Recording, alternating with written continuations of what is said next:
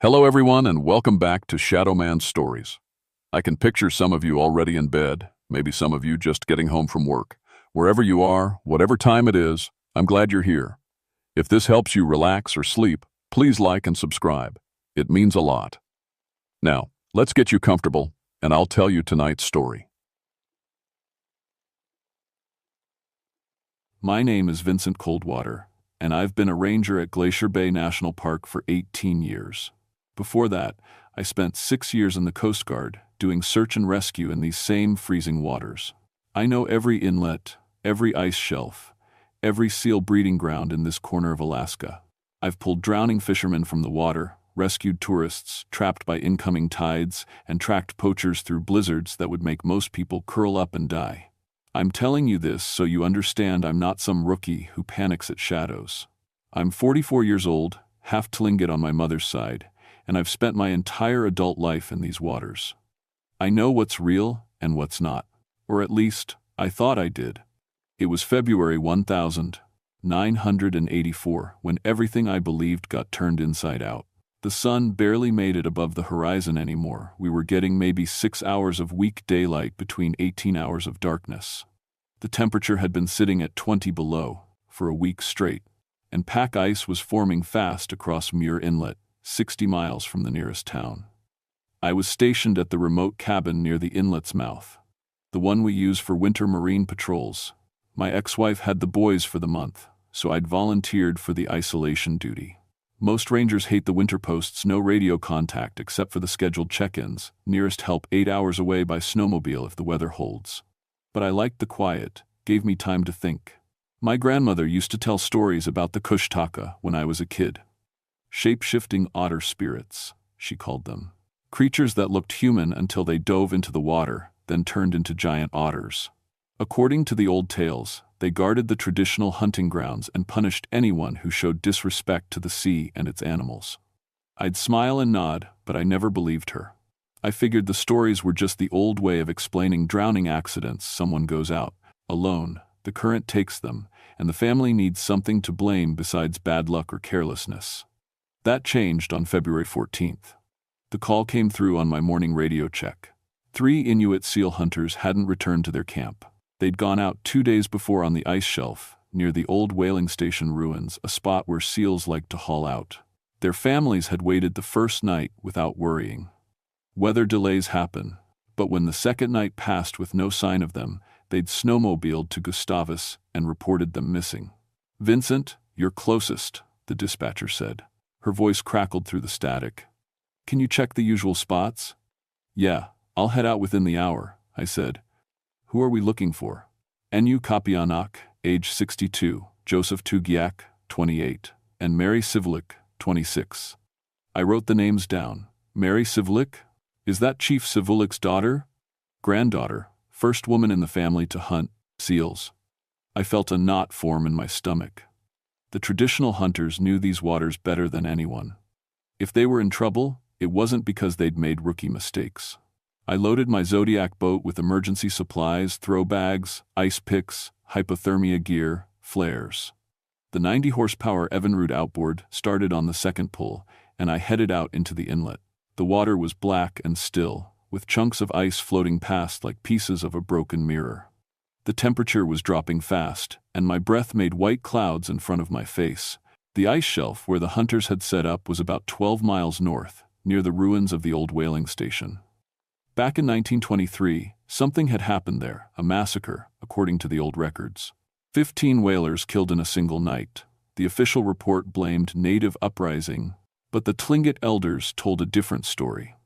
They said the whalers had killed a seal that was pregnant with twins, and the Kushtaka had come for revenge. I'd always dismissed it as legend. I should have listened to my grandmother. The first thing I noticed when I reached the ice shelf was the silence. I've spent 18 years in the Alaskan wilderness, and I know what quiet sounds like, but this was different. This was the kind of silence that makes your ears ring and your heart pound. No seals barking, no birds calling, just the soft lap of water against ice and the distant crack of a glacier calving somewhere in the darkness. I cut the engine and let the Zodiac drift toward the shelf. The seal hunters' camp was there, 2 tents still standing, A fire pit with cold ashes, equipment scattered around. But no people. I tied off the boat and climbed onto the ice, my boots crunching on the frozen surface. The camp looked abandoned in a hurry. Coffee pot still sitting on the fire ring. A pair of gloves frozen stiff on the ice. One tent had its flap open, wind blowing snow inside. "Hello?" I called out. "Park Service. Anyone here?" Nothing. I checked both tents. Sleeping bags, personal items, food supplies, all still there. These hunters hadn't packed up and left. Something had interrupted them. That's when I saw the tracks. They started at the edge of the camp and led toward the water. At first, I thought they were otter prints, 5-toed, with visible claw marks, but they were huge, maybe 10 inches long. Way too big for any otter I'd ever seen. I knelt down to examine them closer. The tracks were fresh, probably made within the last 12 hours. I followed them with my eyes, and that's when my stomach dropped. Halfway to the water's edge, the tracks changed. They went from otter prints to human footprints. Not beside them, not overlapping. The exact same track line, just transformed. One print would be an otter, the next would be a bare human foot, then back to otter, then human again. I stood up slowly, my hand moving to the radio on my belt. But I was too far out for radio contact. I was on my own. I followed the tracks to the water's edge. They disappeared into a hole in the ice, a rough opening about 6 feet across, the edges jagged like something had smashed through from below. The water in the hole was completely still, black and deep. I leaned forward, trying to see down into it, and that's when I smelled something wrong. A fishy smell, thick and rotten, even in the sub-zero air. Something moved in the water. I jerked back, my hand going to the .44 revolver on my hip. But whatever I'd seen was gone. Just a shadow, maybe, a trick of the light. I circled around the camp, looking for more clues. That's when I found the first kayak. It was pulled up on the ice about 100 yards from camp, turned on its side. The fiberglass hull was shredded, deep gouges running from bow to stern. I knelt down and examined the marks. They looked like claw marks, but they were spaced too wide. Whatever made them had hands, bigger than mine, much bigger. I checked my watch. 2 hours of weak daylight left, then 18 hours of darkness. I needed to search the area before I lost the light completely. I found the second kayak 20 minutes later. It was upside down, frozen into the ice at the water's edge. A trail of dark brown stains led from it to another hole in the ice. The stains were frozen solid, but I knew what they were: blood.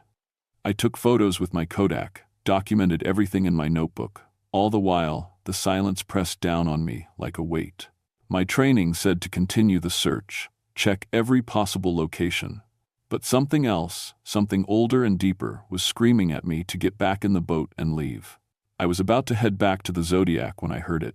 A voice, calling from somewhere across the ice. "Vincent?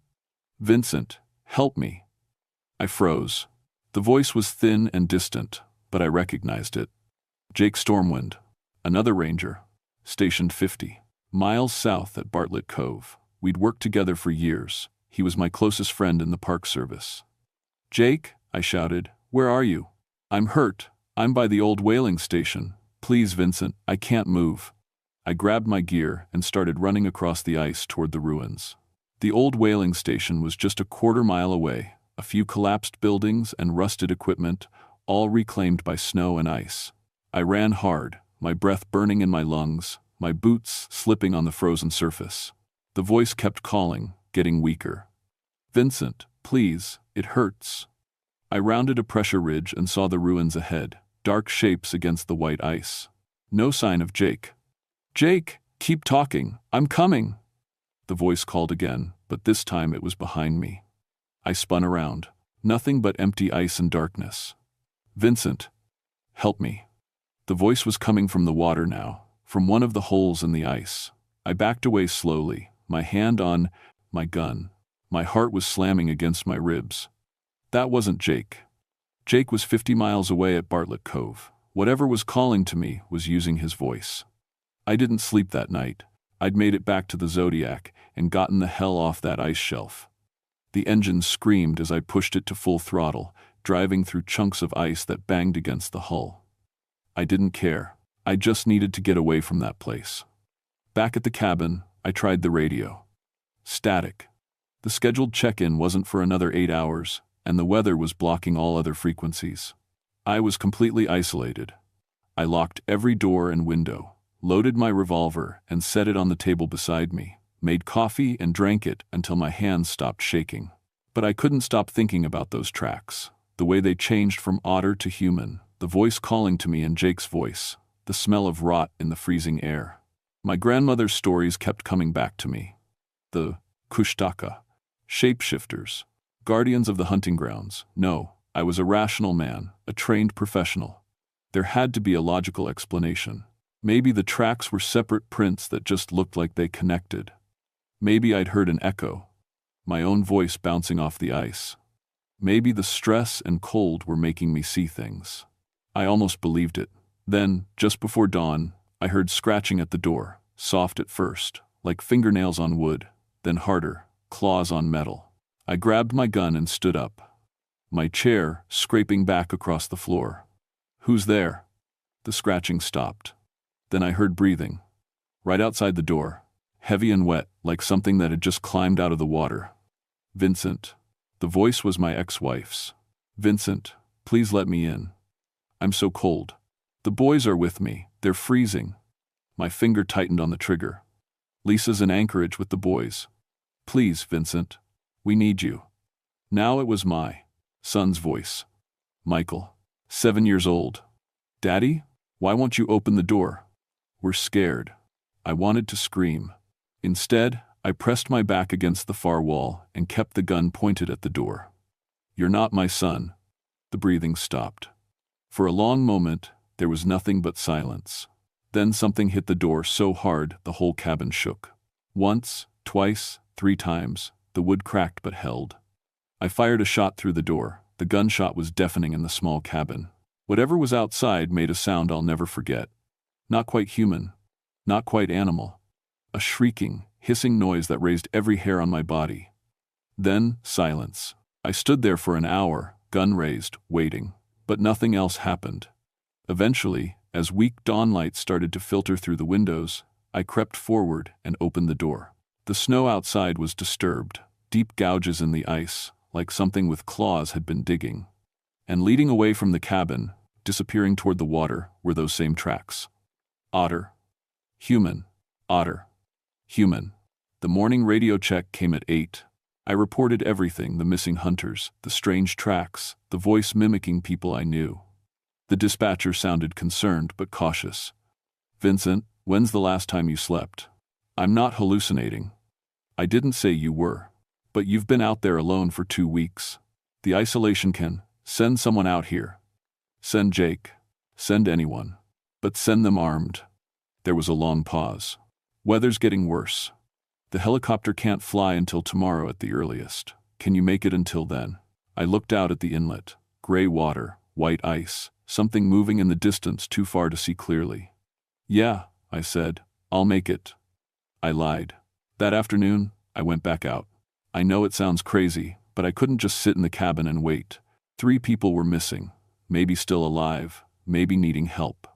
I took the Zodiac back to the ice shelf, moving slowly, watching the water. The pack ice had thickened overnight. Soon the inlet would be completely frozen, and boat travel would be impossible. I found the 3rd kayak near the whaling station ruins. This one wasn't empty.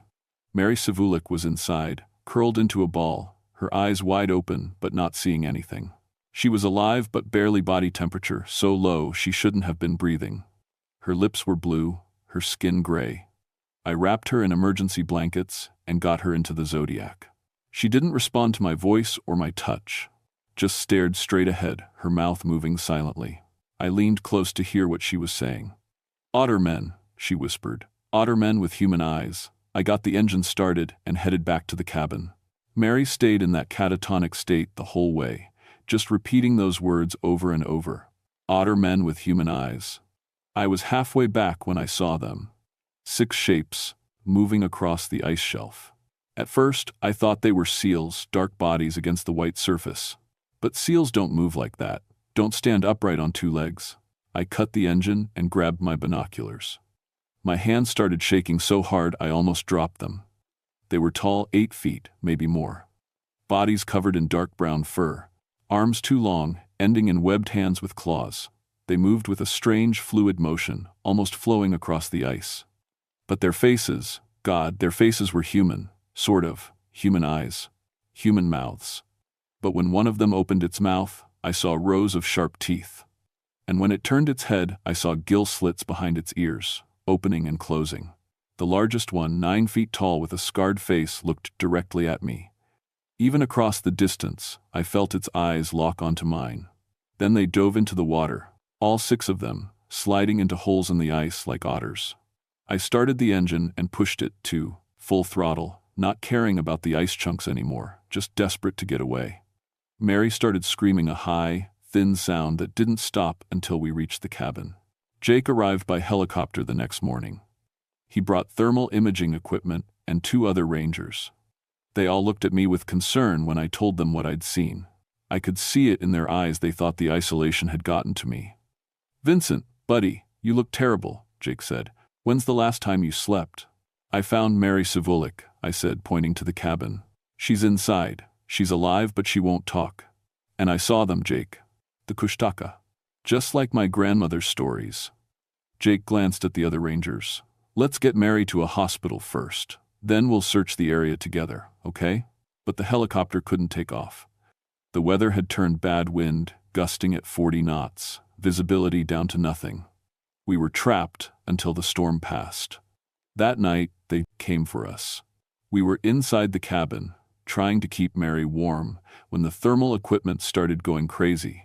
Jake had set up monitors showing the area around the cabin, and suddenly they were lighting up with heat signatures, 6 of them, circling the building. "What the hell?" Jake moved to the window. "Vincent, are there polar bears this far south?" "Those aren't bears." He looked at me. "Then what are they?" Before I could answer, something hit the side of the cabin. Then another impact, and another. They were trying to get in. I grabbed my gun. Jake grabbed his.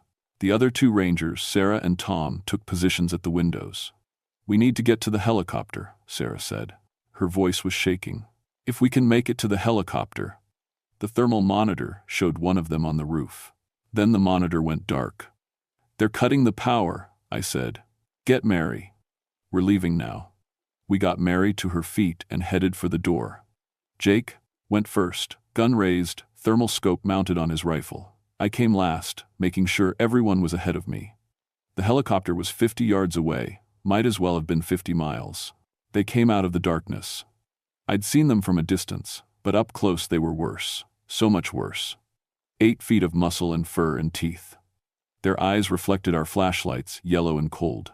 When they moved, they were fast. Impossibly fast. The first one took Tom, just grabbed him and dragged him across the ice before any of us could react. His screams cut off suddenly. Sarah fired her rifle. I don't know if she hit anything. The creatures moved like liquid, flowing around our bullets. "The water," I shouted. "Don't let them get you to the water." We ran for the helicopter. Jake was in front, half carrying Mary. I was firing behind us, but the creatures just kept coming. They weren't trying to kill us quickly. They were herding us, driving us toward the ice. I realized too late what they were doing. We were running across a section of thin ice. The pack ice hadn't frozen solid here yet. Under our feet, the surface started to crack. "Stop!" I screamed. "Everyone, stop!" But it was too late. The ice gave way under Jake. He dropped Mary and grabbed for the edge, but the largest Kushtaka, the one with the scarred face, was already there. It looked at me with those human eyes, and I swear to God it smiled. Then it grabbed Jake's arm and pulled him under. The water closed over him. I scrambled to the edge, reached down, but there was nothing. Just black water and broken ice. "Jake," Sarah pulled me back. "We have to go. We have to." She didn't finish. Something grabbed her leg from below. She screamed and fired her rifle into the water, but it didn't matter. She was pulled under, just like Jake. I was alone with Mary, on a floating piece of ice, surrounded by black water and darkness. The creatures were in the water. Now I could see shapes moving below the surface. They could swim so fast. Faster than anything natural. The scarred one surfaced 20 feet away. It watched me with those human eyes. I did the only thing I could think of. I started singing my grandmother's song, the protection song she'd taught me when I was 7 years old. I'd forgotten I even knew it until that moment. The words came out in Tlingit, a language I barely spoke anymore. The creature stopped moving. All of them stopped. The song was old, older than my grandmother, older than her grandmother. It was a song about respect, about balance, about understanding that we were guests in this place, not masters. The scarred Kushtaka tilted its head, listening. Then it dove under the water. For a moment, I thought they were going to attack, but they didn't. They just left.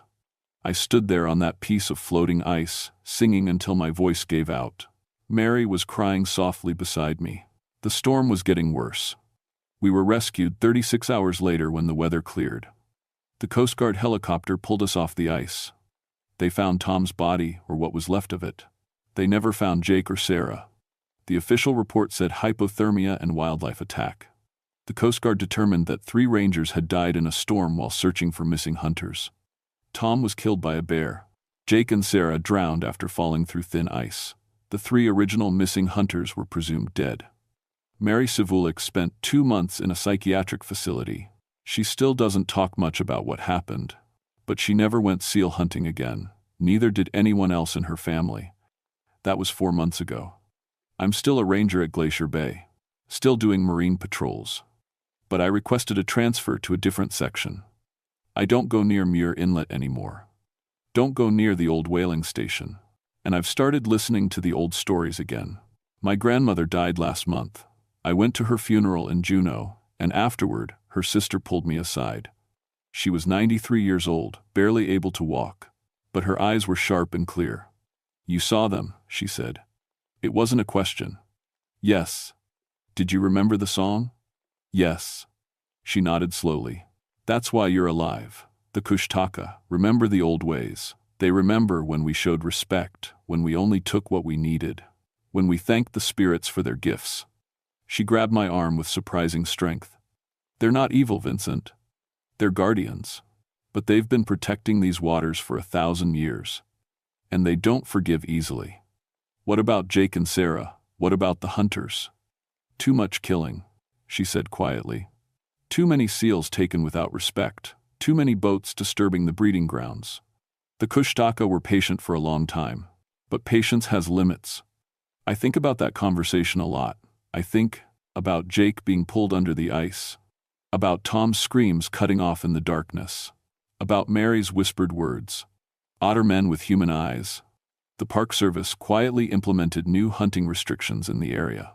They won't say why, but traditional hunting near the old whaling station is now prohibited. The Muir Inlet is off limits from November through March. Nobody questions it. And sometimes, late at night in my cabin, I hear scratching at the door. Soft and persistent. I don't open it anymore. I just wait until dawn, because I know what's out there now. I've seen them moving under the ice, seen their tracks changing from otter to human and back again. Heard them calling in voices of people I know. The Kushtaka are real. And they're still watching. Last week, I was out on routine patrol near Bartlett Cove, nowhere near the prohibited area. I saw otter tracks on the shore. Normal ones, the right size and everything. But when I looked closer, one set of tracks led into the water. And they never came out. I didn't report it. What would I say? Instead, I keep my grandmother's song memorized. I carry tobacco to leave as offerings at the water's edge. I teach the younger rangers about respecting the traditional hunting grounds, even if I can't tell them the real reason why. And I never, ever go out alone on the ice anymore. If you're planning to visit Alaska, if you're thinking about hunting or fishing in the traditional waters, let me give you some advice. Respect the old places. Honor the old ways. If you take a seal, give thanks. If you see something strange on the ice, leave immediately. And if you hear a voice calling to you from the water, a voice that sounds like someone you know and love, asking for help, don't answer. Don't go closer. Just turn around and walk away. Because the Kushtaka are always hungry, and they never forget.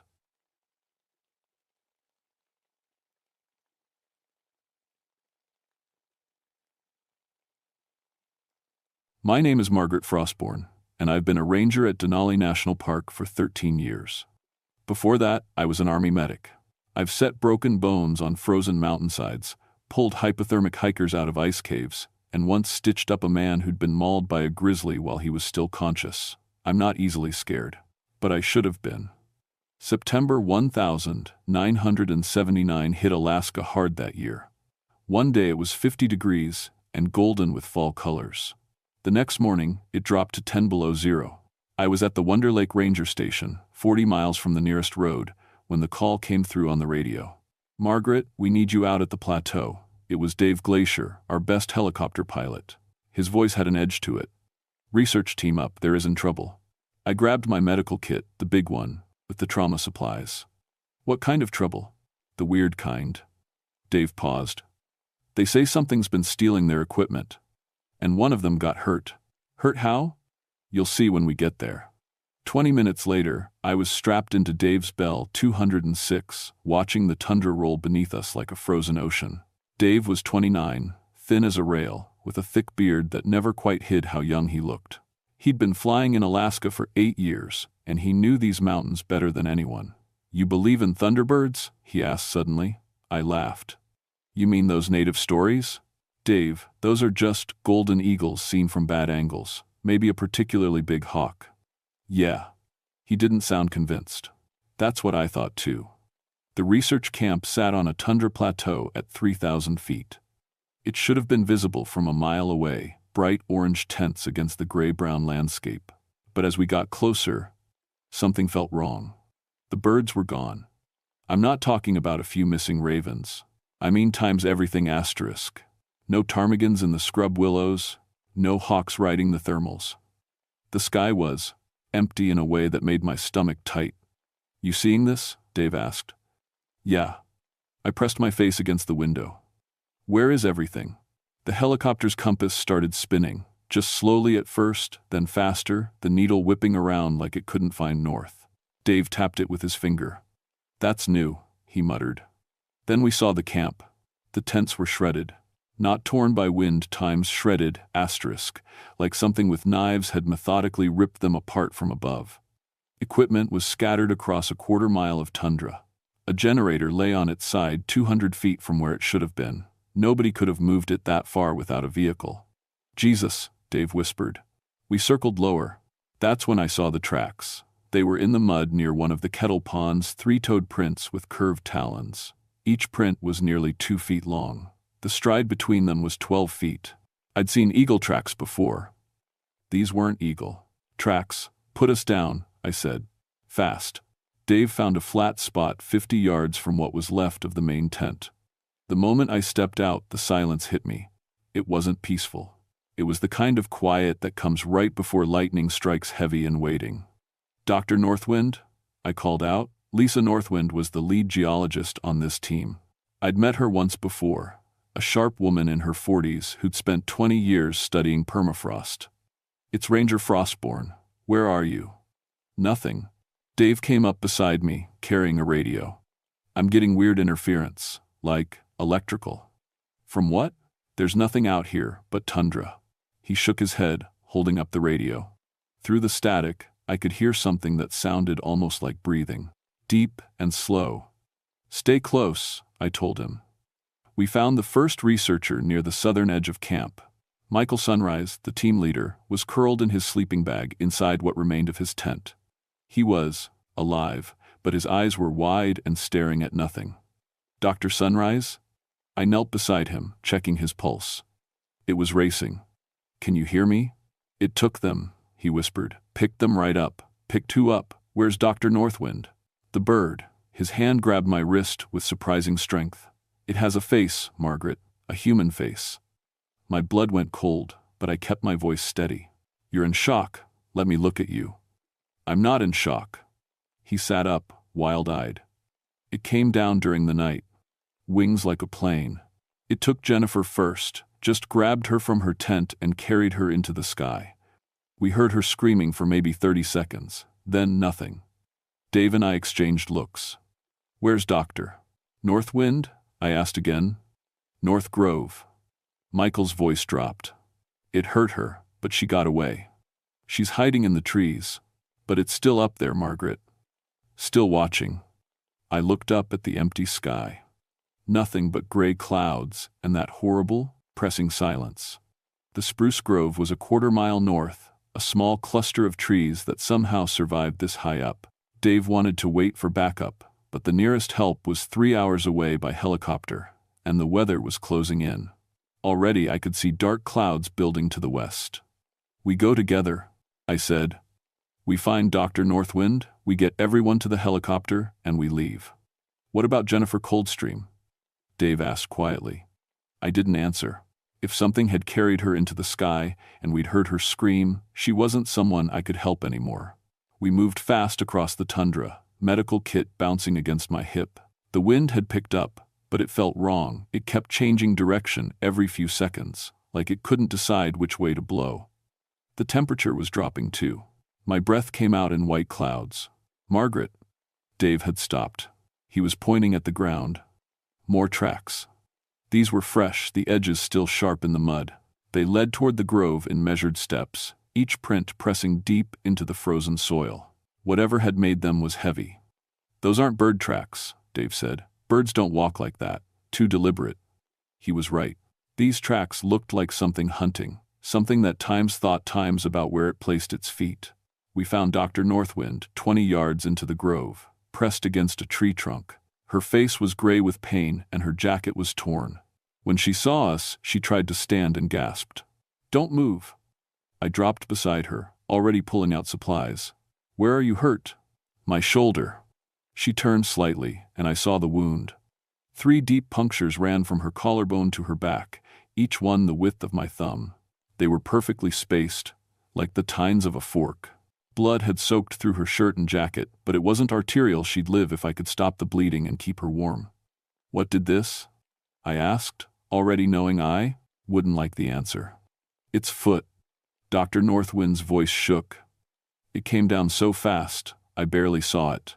Just this shadow. And then I was on the ground and it was standing over me. It looked at me, Margaret, right in my eyes. "Birds don't stand over people," Dave said. "This one did." She grabbed my arm as I started cleaning the wounds. It had talons like knives, wings that stretched 30 feet, and a face. God, Margaret, it had a times face asterisk. Not human, but not bird either, something in between. And its eyes. Its eyes what? They knew me. They looked right through me, like it was reading my thoughts. Then Michael started screaming and it flew off. I heard Jennifer. She stopped, tears running down her face. I heard what it did to Jennifer. I heard her bones break when it. "Don't," I said gently. "Save your strength." I packed the wounds with gauze and wrapped her shoulder tight. The punctures were deep, but clean, almost surgical. Whatever had done this had perfect control over its weapons. That's when I heard it. A sound like distant thunder, but the sky was still clear overhead. The sound rolled across the tundra, low and resonant. It made my chest vibrate. Dave had gone pale. "That's not thunder." "No, Doctor," Northwind whispered. "That's it. That's how it announces itself." The sound came again, closer. And with it, the wind shifted hard to the west, so sudden and violent that I nearly fell over. The temperature dropped another 10 degrees in seconds. "We need to move," I said. "Now." Dave helped Dr. Northwind to her feet while I kept pressure on her wounds. We started back toward the helicopter, moving as fast as we dared.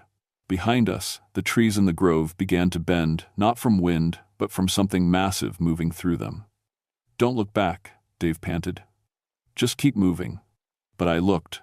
The shadow came first, a massive shape that blocked out the sun even though it was hundreds of feet up. It moved across the tundra toward us, and where it passed, the grass bent flat. The shadow was times wrong asterisk. Shadows don't have that much weight. They don't move against the wind. Then I saw the thing casting it. Wings. Enormous wings, the color of gold and brown, stretched across the sky. Each feather was the size of my arm. The body was thick and powerful, built like a raptor, but scaled up to impossible size. And at the front, where the head should be, Dr. Northwind was right. It had a face, not quite human, not quite bird. The features were flattened, with a hooked beak that somehow suggested a nose and mouth. Its eyes were amber and huge, set forward like a predator's. And they were looking right at us with an intelligence that made my skin crawl. "Run," Dave shouted. We ran. The helicopter was still 100 yards away when the thing dove. I heard the wind scream through its feathers, a sound like a jet engine mixed with thunder. The ground shook when it landed between us and the Bell 206. Up close, it was even more impossible. 15 feet tall at least, with talons that dug into the tundra like stakes. Its wings folded against its body with a sound like sails snapping, and that face, those amber eyes, studied us with cold calculation. Thunderbird, Doctor, Northwind breathed.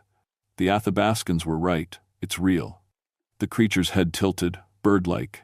Then it opened its beak and made a sound that shouldn't have been possible. It spoke, not in words I understood, but in a voice that carried weight and age. The sound rolled across the plateau like distant drums, and somehow I knew what it was saying. Asterisk, you disturbed the sleeping place, you woke what should stay buried. Asterisk, we didn't mean, I started. The Thunderbird's eyes fixed on me, and my voice died. In that gaze, I saw centuries. I saw this land before humans came, saw the glaciers advancing and retreating, saw the bones of ancient things buried under permafrost. And I saw us fragile and temporary, scratching at the surface of something we didn't understand. Then it screamed. The sound was so loud that I felt it in my bones. Dave dropped to his knees, hands over his ears. Dr. Northwind collapsed against me, and the Thunderbird spread its wings, a span so wide that its shadow swallowed us completely. The Thunderbird launched itself into the air with a single downstroke that knocked me flat. Wind hammered my face, carrying the smell of ozone and something else, something ancient and cold, like opening a tomb. Get to the helicopter! I hauled Dr. Northwind upright, half dragging her across the tundra. Behind us, the Thunderbird was climbing, its wings catching thermals that hadn't existed seconds before. The clouds were churning now, building into a storm that had no business forming that fast. Dave reached the Bell 206 first and yanked the door open. Come on, come on. We were 20 feet away when the Thunderbird dove again. This time it wasn't hunting us, it hit the helicopter. The impact sounded like a car crash. Metal shrieked. The bird's talons punched through the thin aluminum skin of the fuselage like it was paper. The entire aircraft rocked on its skids. No. Dave started forward, but I grabbed him. Don't. The Thunderbird ripped a chunk of the helicopter's tail off and threw it 100 yards across the tundra. Then it turned its head toward us, and I saw something in those amber eyes that was worse than rage. Asterisk. Satisfaction. Asterisk. It knew exactly what it was doing. It was trapping us here. The camp, Doctor, Northwind gasped. Radio in the camp, we can call for help. We ran back toward the shredded tents, the Thunderbird circling overhead like a vulture. The sky had gone dark now, full of clouds that rotated in a slow spiral with the bird at the center. Lightning flickered between the clouds, not natural lightning, but something that moved with purpose. Following the Thunderbird's path, we found Michael Sunrise still in his tent, shaking uncontrollably. It's back, he said. It's going to kill all of us. Not yet, it won't. I dug through the scattered equipment until I found the radio. The battery was still good, but when I keyed the transmit button, all I got was static and that strange electrical breathing sound. Dave grabbed the radio from me and tried different frequencies. Nothing. It's jamming us somehow. I don't know how, but thunder cracked directly overhead, so close that I felt the shockwave in my chest. Through the torn tent fabric, I saw the Thunderbird land on top of the highest point nearby, a small rocky outcrop maybe 200 yards away. It settled there like a gargoyle, wings folded, watching us. Why isn't it attacking? Michael whispered. Because it doesn't need to, Dr. Northwind said quietly. She was looking at her field notes, scattered across the tent floor. Look at the BAS4. Dates, September 19th, 1979. 84 years ago to the day, a gold rush expedition disappeared from this exact plateau. 15 miners. They were never found. How do you know that? She held up a journal page. Because I found their camp last week, 20 feet down in the permafrost. And I found something else. What? Bones. Big ones. Buried in a circular pattern like a nest. I thought they were from an extinct species, maybe a terror bird or a forest wrassid. I was going to announce the discovery next month. Her voice cracked. I didn't know. I thought it was just fossils. The Thunderbird screamed again, and this time I understood. Dr. Northwind had disturbed a grave. Not just any grave, the creature's own resting place. Maybe its mate, maybe its young. And now it wanted payment. We can't fight that thing, Dave said. We can't even hurt it. He was right. What could we do? Shoot it? The nearest gun was 40 miles away, and I doubted bullets would stop something that could control the weather. Run? We were 3,000 feet up, with no transportation and a storm building around us. Hide? It could probably smell us from a mile away. Then we give it what it wants, I said. Everyone stared at me. We can't bring back Jennifer, I continued, but we can show respect. Dr. Northwind, where exactly did you dig? South side of the plateau, about a quarter mile from here. Show me. We moved fast through the growing storm, bent against wind that now howled across the tundra. The Thunderbird followed overhead, sometimes close enough that I could see individual feathers rippling.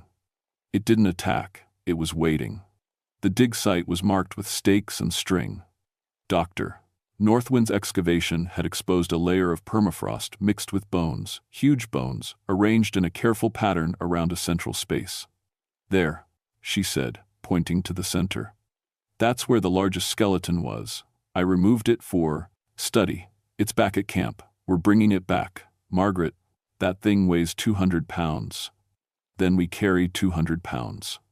It took all 4 of us and 20 minutes of exhausting work, but we got the bones back to the dig site. They were massive. Each wing bone was 6 feet long, and the skull was the size of a wolf's. Ancient, powerful, sacred. We laid them back in their resting place as carefully as we could. I wasn't religious, but I said a prayer anyway, for Jennifer Coldstream, for the miners who died 84 years ago, for whatever these bones used to be. The Thunderbird landed at the edge of the excavation. Up close, silent and still, it was even more terrifying. Each talon was as long as my forearm, curved and sharp as glass. Its feathers shimmered with colors I couldn't name, gold and bronze and something that looked like captured lightning. And that face, impossibly human, watched us with ancient eyes. Asterisk. You return what was taken. Asterisk. Its posture seemed to say. Asterisk. That is good. But debts remain. Asterisk. We're sorry, I said, and my voice sounded tiny in the storm. We didn't know. We didn't understand. The Thunderbird's head tilted, its eyes fixed on Dr. Northwind, still bleeding from her shoulder wounds. Then on Michael, shaking with shock. Then on Dave. And then on me. I felt its gaze like weight, pressing against my chest. It was reading me, reading all of us. Judging. Asterisk. One has already paid. Asterisk. I understood somehow. Asterisk. One more payment is required. Asterisk. No. I whispered. Please no. But I knew what was coming. I'd known since we found Jennifer's body, or what was left of it, scattered across the tundra near the northern ridge. We'd found her while moving the bones, and I'd quietly covered her with my jacket so the others wouldn't see. The Thunderbird wanted balance. One of its own had been disturbed. One of ours had paid the price. But the debt wasn't settled yet. It was looking at Dave. Run, I shouted. But Dave didn't run. He looked at me, at Dr. Northwind, at Michael, and he smiled. A sad, tired smile. Get them out of here, Margaret. When the weather breaks, get them home. Dave, don't. The Thunderbird moved faster than something that size should be able to move. One moment, Dave was standing beside me. The next, those massive talons had closed around his chest and the creature was launching skyward with him. I watched him rise into the storm, watched him get smaller and smaller against the churning clouds. And then I looked away before I could see. But I heard, everyone heard. The storm broke 3 hours later. By then, we'd made a shelter from the ruined tents and gotten Dr. Northwind's bleeding under control. Michael had stopped shaking enough to help. And we'd buried what we could find of Dave Glacier with rocks from the plateau. The Thunderbird was gone, but I could still feel it watching from somewhere in the boat of Keat clouds. Why you? Dr. Northwind asked as I checked her bandages. Why did it look at you last? Why did it take Dave instead? I'd been thinking about that. Because of this. I held up my medical kit. Because I heal. because I try to save lives. It recognized that, I think. It killed Jennifer and Dave. I know. My hands were shaking. But it let us live. It could have killed all of us. It chose not to. That doesn't make it right. No. But it makes it consistent. I stared out at the tundra, at the bones now reburied in their ancient resting place. We disturbed something sacred. The old miners did the same thing 84 years ago, and the Thunderbird killed them all. But we showed respect. We returned what was taken. So it only took 2 instead of 4. That's not justice, Margaret. That's murder. Maybe. Or maybe it's older than justice. Maybe it's just balance. The radio crackled. Through the static, I heard a human voice base camp, finally getting through now that the storm had cleared. I grabbed the handset. This is Ranger Frostborn. We need immediate evacuation. 2 dead, 1 injured. Helicopter is destroyed. What happened to the helicopter? I looked at Dr. Northwind and Michael. What could we say? That a 15-foot Thunderbird with a human face had torn it apart? That an ancient guardian spirit had killed our pilot to balance a cosmic debt? Weather damage, I said. Severe winds. We need extraction now. Copy that. We'll have a bird to you in 90 minutes. While we waited, I walked out to the place where the Thunderbird had stood. Its prints were still there in the mud, 3-toed, impossibly large, pressed deep into the earth. I knelt beside them, studying the details. In the center of each print was a symbol, not carved, pressed, like the bird had deliberately shaped its talons to leave a mark. It took me a moment to recognize it. An Athabascan, protection symbol, one that meant sacred ground and respected dead. It had marked its territory, and it had let us see the marking. Message received, I whispered. The rescue helicopter arrived with the sunset, painting the tundra gold and red. As we loaded Dr. Northwind aboard, I looked up one last time at the empty sky. For just a moment, I saw a silhouette against the clouds, massive wings spread wide, circling, watching. Then it was gone. They blamed the helicopter crash on the storm. The official report said sudden wind shear had destroyed the tail section, and Dave had died trying to repair it. They said Jennifer Coldstream had wandered from camp in shock during the weather event and fallen from a cliff. The talon wounds on Dr. Northwind's shoulder were attributed to a golden eagle defending its territory. I didn't correct them. Some truths are too big, too old, too dangerous to speak out loud. The moment you start talking about 15-foot Thunderbirds with human faces, you become the crazy one. You become the person nobody trusts to tell the truth about anything else. But I know what I saw. Dr. Northwind knows too. She quit geology 3 months later and moved to Anchorage. Last I heard, she was teaching elementary school about as far from permafrost excavation as you can get. She sends me a Christmas card every year. She never mentions the plateau. Michael Sunrise finished his degree but never went back to field research. He works for an oil company now, doing surveys from aerial photos. Nothing that requires being alone on the tundra. The dig site was quietly classified as culturally significant. Research permits for that area are denied now. No explanation given. The Park Service put up a discreet marker a mile away, warning hikers about unstable ground conditions. Nobody goes there anymore. I'm still a ranger at Denali. Still doing backcountry medical response. Still flying in helicopters, though I requested a transfer away from Wonder Lake, and I got it without question. Whoever approved that transfer knew something. They never said what. But I see things now that I didn't see before. Last week, I was flying over the Alaska range when I spotted a shadow on the snow. A big shadow, too big for any bird that's supposed to exist. It was there for maybe 5 seconds, then it was gone. My pilot didn't notice. But I did. Sometimes, late at night when the wind is right, I hear thunder rolling across the mountains even though the sky is clear. And I wonder if it's really thunder, or if it's something older. Something that's been here since before we were, and will be here long after we're gone. The Athabascans have stories about thunderbirds. They say the birds are guardians, protectors of sacred places and ancient burial grounds. They say if you respect the land and honor the dead, the thunderbirds will leave you alone. But if you disturb what should stay buried, if you take what isn't yours to take, they'll come for you on silent wings and you'll never see them until it's too late. I used to think those were just stories. I don't anymore. Dave Glacier was buried in Anchorage. But I visit his grave when I can. I bring flowers and I tell him I'm sorry. Sorry I didn't run faster, didn't think quicker, didn't somehow save him from what came out of the sky. But mostly I thank him. Because he chose. In that final moment, when the Thunderbird was deciding who would pay the debt, Dave chose to go. He chose to let the rest of us live. That's the kind of person he was. Jennifer Coldstream's family never got the full story. How could I tell them that their daughter was taken by something out of legend? That she died paying a price for disturbing ground that had been sacred for thousands of years? I sent them a letter instead, saying she died doing what she loved, exploring the wild places of Alaska, pushing the boundaries of human knowledge. It's not the truth, but it's kinder than the truth. Sometimes kindness matters more. I still carry my medical kit everywhere, still train for wilderness emergencies, still teach survival courses, still try to save lives whenever I can, because that's what the Thunderbird saw in me that day on the plateau. That's why I'm alive to tell this story. Not because I was brave, not because I was smart, because I heal. And in a world where ancient things still guard ancient places, where debts must be balanced and sacred ground must be respected, that matters. A healer is valuable. A healer might be spared, but I won't forget what it cost.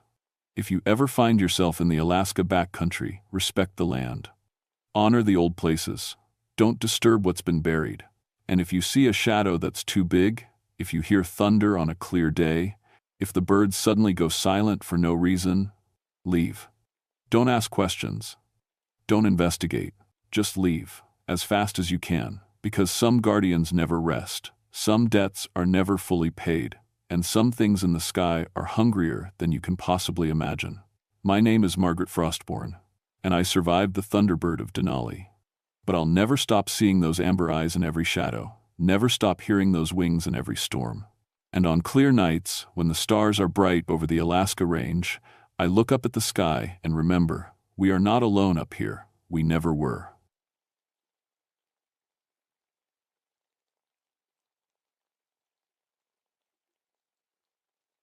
My name is Alexander Thunderborn, and I've spent 20 years keeping people alive in the most dangerous wilderness in America. Gates of the Arctic National Park, Alaska, where winter doesn't just kill you, it erases you. At 46 years old, I've pulled frozen climbers off mountains, tracked lost hikers through blizzards, and taught survival to people who thought they were tough until they met real cold. My grandmother was Inupiat. She used to tell me stories about the Tornarsuk ice spirits that guarded the old places. Giant beings made of living ice, she said, protectors of sacred ground. I'd smile and nod, but I never believed her.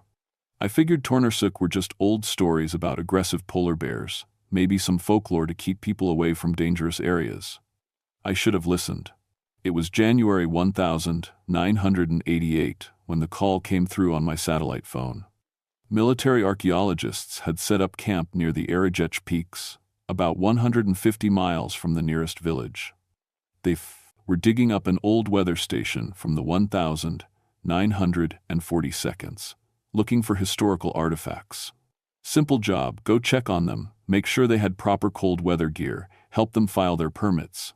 The temperature was 45 below zero. The sun hadn't risen in 60 days, wouldn't rise for another month. Just endless night, lit only by stars and the occasional aurora. A 3-day snowmobile journey to get there, and I'd be completely alone once I left the ranger station. I packed my gear with the care of someone who knows that one mistake means death. Arctic sleeping bag rated to 60 below, emergency shelter, extra fuel for my snowmobile, satellite phone with spare batteries, food for 2 weeks, rifle for polar bears. Everything I needed to survive the kind of cold that turns spit into ice before it hits the ground. Be careful out there, Alex, my supervisor said as I loaded up my Arctic cat. Weather service says a big storm's coming. There's always a storm. Coming, I replied. That was the truth in January. Up here, you don't wait for good weather. There's no good weather. I set out at what passed for dawn, just a slight lightening of the darkness to deep blue instead of black. My headlight cut through the gloom as I rode into the mountains. The sound of my engine was the only noise in a world of silence. The kind of silence that feels heavy, like it's pushing down on you. After 6 hours of riding, I started to notice something strange. There were no animal tracks, none. Usually, you'd see Arctic fox, maybe caribou, sometimes wolf prints, but the snow around me was perfect and empty, like nothing living had been here in weeks. That's when I saw the first footprint.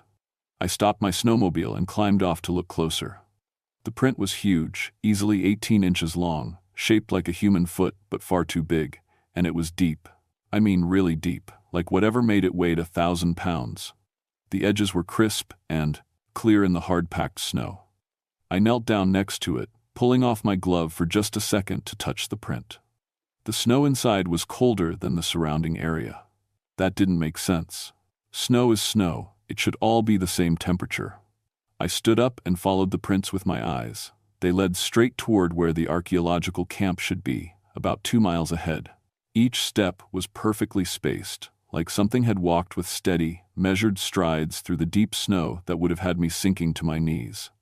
I tried to think rationally. Maybe it was from their equipment, some kind of tracked vehicle that made weird impressions, but the prints had toes, 5 of them, clearly visible. The wind picked up, and I swear I heard something in it, a low sound, almost like words, but in a language I didn't quite understand. It reminded me of when my grandmother spoke Inuktitut, the old tongue. I shook my head and climbed back on my snowmobile. I was just cold and tired. That was all. The mind plays tricks in extreme conditions. I'd taught that in survival classes 100 times. But as I rode toward the camp, that feeling of being watched never went away. I reached the excavation site just as my watch showed 3 p.m., though you couldn't tell by looking at the sky. It was as dark as midnight. The camp was destroyed. Tents were ripped apart, their fabric shredded and scattered across the snow. Equipment was everywhere, laptops smashed, tools bent and broken. A generator was flipped upside down, 50 yards from where it should have been. Nobody could have thrown something that heavy that far. "Hello?" I called out. "This is Ranger Tunderborn. Is anyone here?" Nothing, just wind and darkness. I pulled my rifle and started walking through the camp. My headlamp showed me things that made my stomach turn. There was blood in the snow, frozen solid, not a lot, but enough to know someone had been hurt. Then I saw the excavation itself. They dug down through the permafrost, maybe 15 feet deep, exposing what looked like an old stone structure. The 1,940 weather station had been built right on top of something much older. Inside the pit, I could see bones, human bones, arranged in a careful pattern, and artifacts carved ivory, stone tools, things that had been buried for hundreds, maybe thousands of years. "Dr. Snowfield?" I called again. The military team leader was supposed to be here, along with 3 others. "This is Park Service. Where are you?" A sound came from behind a overturned supply crate. I spun around, rifle ready. "Don't shoot." A woman's voice, shaking with cold and fear. Dr. Emma Snowfield crawled out from under the crate. She was maybe 40, wearing a military parka, but her face was white with cold, and her lips were turning blue. "Thank God," she whispered. "We have to leave. Right now. We have to get out of here." I pulled off my outer jacket and dowel, wrapped it around her. "Where's the rest of your team?" "Dead. James is dead. Mike and Lisa, I don't know. They ran when it came back." "When what came back?" She grabbed my arm, her fingers digging in even through my thick sleeve. "The thing that lives here. The thing we woke up." I helped her to my snowmobile and started a fire using some debris from the camp. As she warmed up, she told me what had happened. "We found the burial site 3 days ago," she said. "Traditional Inupiat, very old, very sacred. We should have stopped digging, should have contacted the tribal council. But James, Dr. Frostpeak, he wanted the artifacts. Said they were important for understanding pre-contact Arctic cultures." She started crying. That first night, the temperature dropped. Not gradually all at once. Our thermometer went from -20 to -60 in 5 minutes. "That's not possible. That can't happen." "What else?" I asked. "We heard something walking around the camp. Footsteps in the snow. Heavy footsteps. But when we looked outside, there was nothing there, just these prints. Huge prints. I saw them on my way in," I said. "The second night, it showed itself." Her voice dropped to a whisper. "Tall. So tall, made of ice, but alive. Its eyes glowed blue, like the heart of a glacier. It spoke in Inuktitut. I don't speak the language, but James did. He went pale when he heard it. What did it say? Leave this place. Leave the dead in peace. She looked at me. We should have listened. But James laughed. He actually laughed and said we were experiencing some kind of mass hallucination from the cold. Where is James now? She pointed toward the excavation pit. Down there, with the thing he didn't believe in. I walked to the edge and looked down. Dr. James Frostpeak lay at the bottom, perfectly preserved by the cold. His eyes were open, frozen wide in terror. His skin was blue-white, covered in frost. But the strangest thing was how he looked like he'd been frozen from the inside out. That was this morning, Emma said behind me. It came in broad moonlight. Walked right into our camp. James tried to grab one of the artifacts to take with him when we ran. The thing touched him. Just one touch. And he froze solid in seconds. The wind picked up again. And this time I definitely heard words. My grandmother's language, flowing through the air like music made of ice. We need to go, I said, now. But when I turned around, my snowmobile was covered in ice. Thick ice, coating every surface. The engine was frozen solid. In the few minutes I'd been looking at the body, something had come and gone. And it had made sure we couldn't leave. The emergency shelter, I said, fighting to keep my voice calm. We need to set it up. Get warm. Think. Emma and I worked fast, our hands shaking from more than just cold. The shelter was a small orange tent, designed to keep 2 people, alive in extreme conditions. We set it up against a large rock that would block some of the wind. Inside, I lit a small propane heater and pulled out the satellite phone. No signal. I tried again. Nothing. The screen showed full battery, but it couldn't connect to any satellite. It's blocking us, Emma said. It's keeping us here. Let's say I believe you, I replied. Let's say there really is some kind of spirit or creature out there. Why? Why is it doing this? We disturbed the burial site. In traditional Inupiat belief, burial sites are sacred. They're protected by guardians Tornarsuk, ice spirits that watch over the dead. The word made me think of my grandmother. All those stories I'd ignored. So what does it want? I asked. I think it wants us to respect what we found, to leave the artifacts alone, to bury them again. I looked out through the small, clear panel in the shelter. Nothing moved in the darkness except blowing snow. But I felt it out, there. Watching, waiting. Then that's what we'll do, I said. At first light, well, when it's a bit brighter, we'll rebury everything, put it back the way it was. Emma shook her head. James took something, a carved ivory figure, very old. He put it in his pack before it got him. The Tornarsuk won't be satisfied until that comes back too, which meant going down into that pit, with James's frozen body. We waited in the shelter as the hours crawled by. The heater kept us alive, but barely. The temperature outside had dropped even further. My thermometer read -70. At that temperature, exposed skin freezes in less than a minute. Around what should have been 8 a.m., Emma grabbed my arm. Do you hear that? I did. Footsteps. Heavy. Slow. Circling our shelter, the orange fabric of the tent suddenly went rigid. Ice was spreading across it, climbing from the ground up. Within seconds, our entire shelter was encased in a shell of ice. It's going to freeze us, Emma said. Just like James. I grabbed my rifle and fired 3 shots through the tent wall.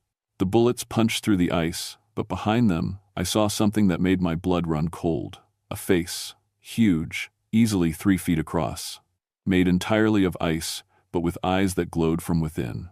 Blue light, pulsing like a heartbeat. The mouth opened, revealing teeth like icicles. It spoke. The words were Inuktitut, but somehow I understood them. My grandmother's blood, maybe, or just pure terror opening up some part of my brain. The thief took what is not his. The guardian demands return. Return the stolen, or become the ice. Then it was gone. The ice coating our shelter cracked and fell away, leaving us in darkness again. We have to get that artifact, I said. Now. We put on every piece of warm clothing we had and stepped outside. The cold hit like a physical force. My face went numb instantly. Each breath felt like inhaling broken glass. The excavation pit was 50 yards away. 50 yards through snow and darkness, with that thing somewhere out there. We made it 20 yards before we saw it. The Tornarsuk stood between us and the pit, 14 feet tall, shaped like a man but built from solid ice. Frost poured off its body like steam. The air around it shimmered with cold so intense it bent the light. It raised one massive arm and pointed at the pit.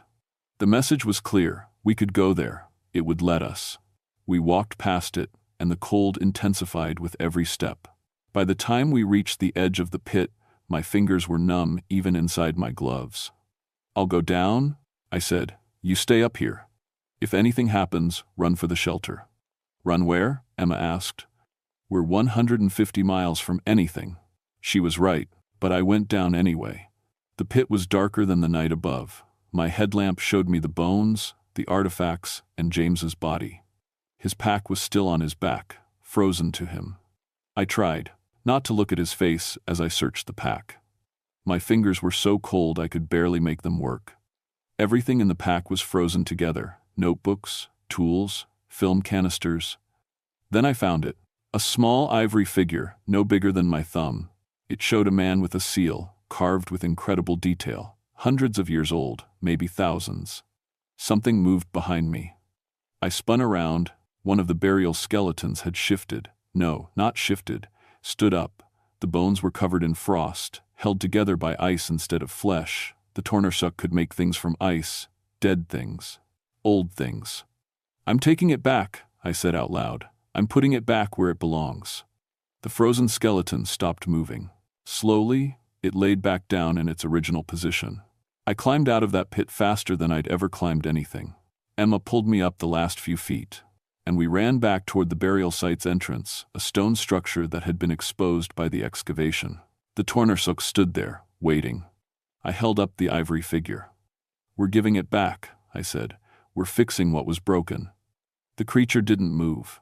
Behind it, I could see other shapes in the darkness. More ice figures, smaller Tornarsuk, or maybe just ice given temporary life, an army of frozen guardians.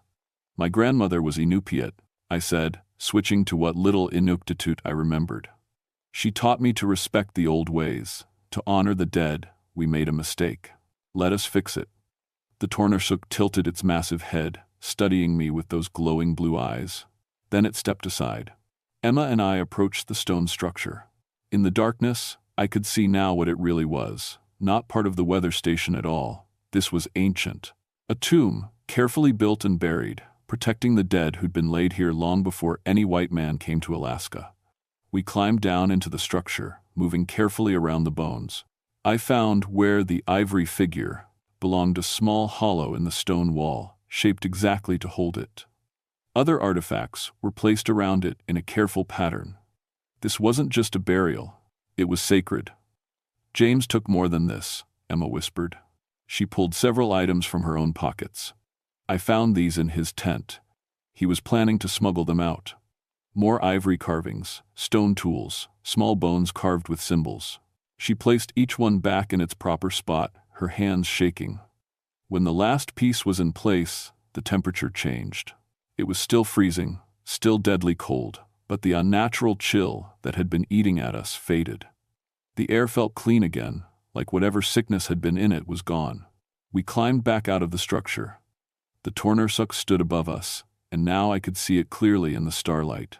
Not just ice, living ice, ancient ice, ice that had been here since the glaciers carved these valleys, a guardian that had watched over this place for thousands of years.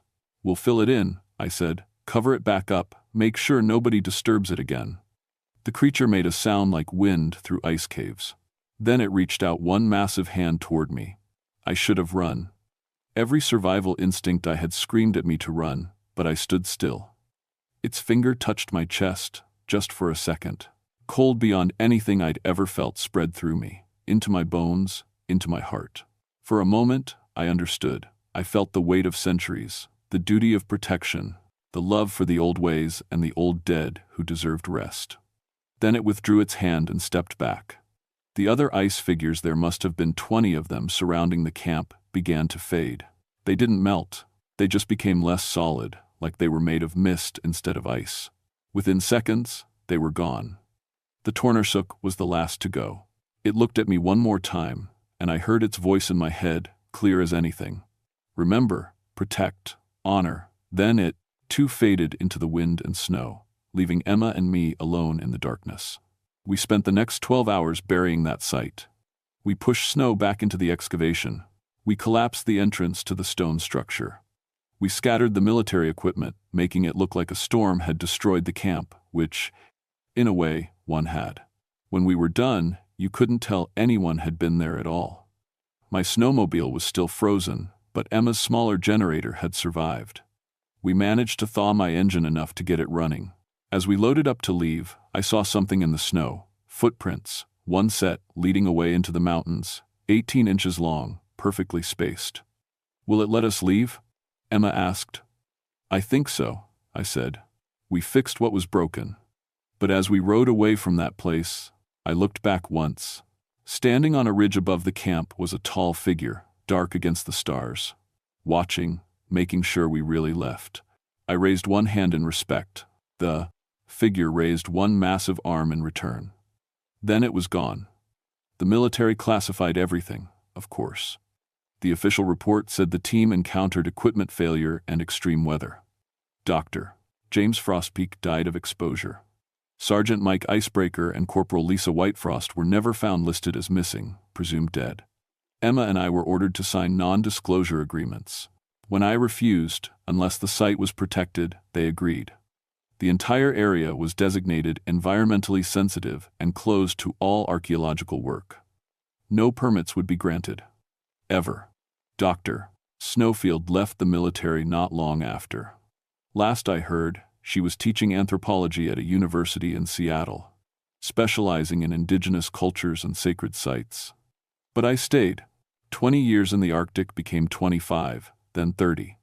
I'm 61 now, and I still patrol these mountains, and I still feel it out there.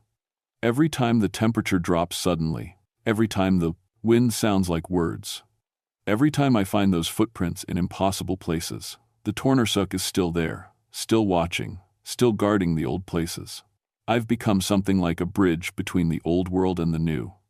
When archaeologists or scientists want to work in certain areas, they come to me first. I tell them which places are safe and which places are protected. Most of them think I'm just being overcautious, worried about environmental damage. But some of them, the ones who've spent enough time in the deep wilderness, they understand. They see it in my eyes when I talk about certain valleys, certain mountains.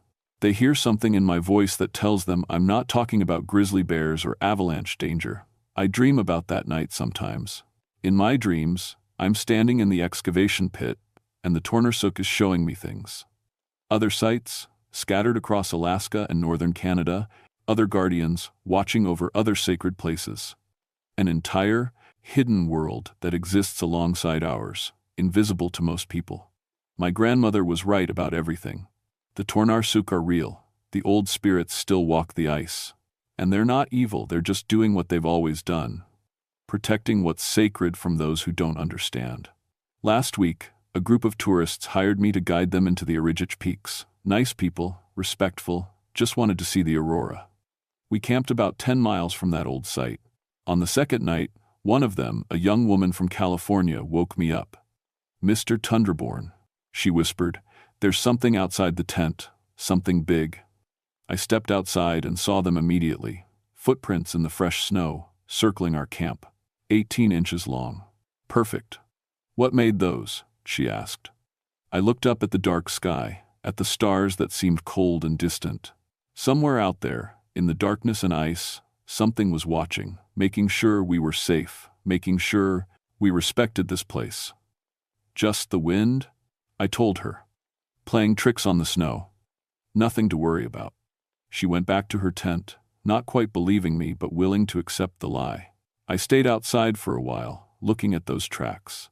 Then I placed my hand over my heart, the spot where the Tornarsuk had touched me all those years ago, and nodded to the darkness. The wind picked up, carrying words in a language older than English, older than Russian, older than anything European. My grandmother's language. The first language of this land. I understood every word. "Thank you, guardian," I said quietly.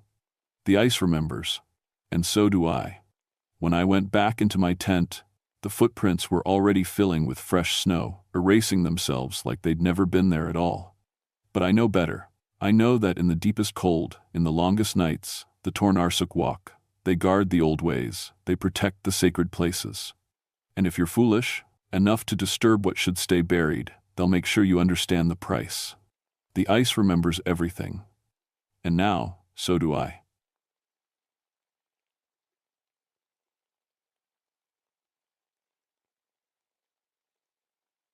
My name is Jonathan Deepwood, and I've been a forest ranger for 15 years. Before that, I spent 10 years as a commercial logger, cutting down the same trees I now protect. I know that sounds like a contradiction, but when you spend enough time in the woods, you start to see things differently. You start to understand what we're losing. I never believed in spirits or magic. Not the Kushtaka stories the Tlingit elders told, not the tree spirits, none of it. Trees are just plants, complex, beautiful plants, but plants all the same. They don't think, they don't watch, they don't remember. I was wrong about that. It was March 1976 when everything changed. I was stationed in the Tongass National Forest on Admiralty Island, Alaska. If you've never been there, picture this: trees so tall they disappear into the fog, roots thicker than your body, moss covering everything like green carpet. The Sitka spruce trees there are 500 years old, some even older. When you stand among them, you feel small. You feel like you're in a cathedral. The weather that week was terrible. Rain came down in sheets, and fog banks rolled in from the ocean every few hours. The kind of weather that keeps float planes grounded and makes you feel completely alone, even when you're not. I got the call on a Tuesday morning. A logging survey team had reported strange activity near an old-growth grove on the eastern side of the island. They said their equipment was being sabotaged. Stakes moved overnight, compasses going haywire. One guy swore he saw trees moving on their own. I figured it was just nerves. Logging teams get superstitious sometimes, especially in remote areas. But I had to check it out. That was my job. Eddie Saltwater flew me in on his Cessna 180. Eddie was a bush pilot, 35 years old, with 12 years of Alaska flying under his belt. He could land that plane on a postage stamp if he had to. We were friends, had been since I moved to the island. You really think something's going on out there? Eddie asked as we flew over the dense canopy. Probably just somebody playing pranks, I said. Maybe bears got into their camp. Eddie didn't look convinced. The Tlingit folks won't go near that grove. My grandmother used to say the trees there are awake. Your grandmother also said you'd grow a tail if you lied to your mother. Eddie laughed, but it didn't reach his eyes. Yeah, but I never tested that theory. We landed on a small lake about half a mile from the grove. The water was choppy, and Eddie had to make 3 passes before he felt good about setting down. When we finally touched down, the rain was coming down so hard I could barely see the shoreline. I'll wait here, Eddie said. Radio check every 2 hours. If I don't hear from you by dark, I'm calling for help. It's just a survey site, Eddie. I'll be fine. I grabbed my pack and stepped out onto the float. The water was black and, still beneath the rain, like oil. The forest beyond was even darker, the trees pressing close to the lake's edge like they were trying to see what we were doing. The walk to the survey site took 30 minutes. The trail was barely visible, overgrown and muddy. I'm a big guy, 6'2", 200 pounds, but I felt like the forest was closing in around me. The trees here were massive, their trunks so wide 3 men couldn't have wrapped their arms around them. And it was quiet. Too quiet. Normally, you'd hear birds, squirrels, the rustle of smaller animals in the undergrowth. But here, there was nothing. Just the rain hitting the leaves and the sound of my own breathing. When I reached the survey camp, I stopped cold. The tents were destroyed, not torn down by wind or knocked over by bears. They were wrapped around tree trunks 30 feet off the ground, like the trees had picked them up and twisted them around themselves like ribbon. I stood there for a long moment, trying to make sense of what I was seeing. My brain kept trying to find a logical explanation. A tornado? But there was no other damage. Bears? They don't climb that high, and they don't arrange things. I pulled out my radio. Eddie, you there? Static, then his voice. Yeah, I'm here. You okay? The camp is. Eddie, something's really wrong here. What do you mean? I described what I was seeing. There was a long pause on the other end. Jonathan, get out of there. Now. I need to find the survey team first. There were 4 people up here. Jonathan, 2 hours, Eddie. I'll call you in 2 hours. I switched off the radio before he could argue. That's when I noticed the survey stakes. They were supposed to mark trees for potential harvesting, driven into the ground in a grid pattern. But they'd been moved. All of them. They were now arranged in a perfect circle around the largest Sitka spruce I'd ever seen, a tree that must have been 200 feet tall and at least 15 feet across at the base. And they weren't just moved. They were driven into solid rock, something that should have been impossible without heavy equipment. I walked toward the big tree slowly, my heart pounding. The bark was deeply furrowed, dark with moisture. Up close, I could see something that made my stomach turn. There were faces in the bark, not carved, grown, knots and whorls that looked exactly like screaming human faces, dozens of them, covering the lower trunk. I reached out to touch one. The tree moved. I jumped back so fast I nearly fell. The branch above me, a branch as thick as my torso, had shifted. Not from wind. There was no wind. It had moved on its own, like an arm stretching. I stood frozen, staring up at the tree. Nothing else moved. The rain kept falling. The forest stayed silent. You're seeing things, I whispered to myself, just nerves. But my hands were shaking as I pulled out my Will Duff field notebook. I'm a ranger. I'm trained to observe and document. Even when things don't make sense, you write them down.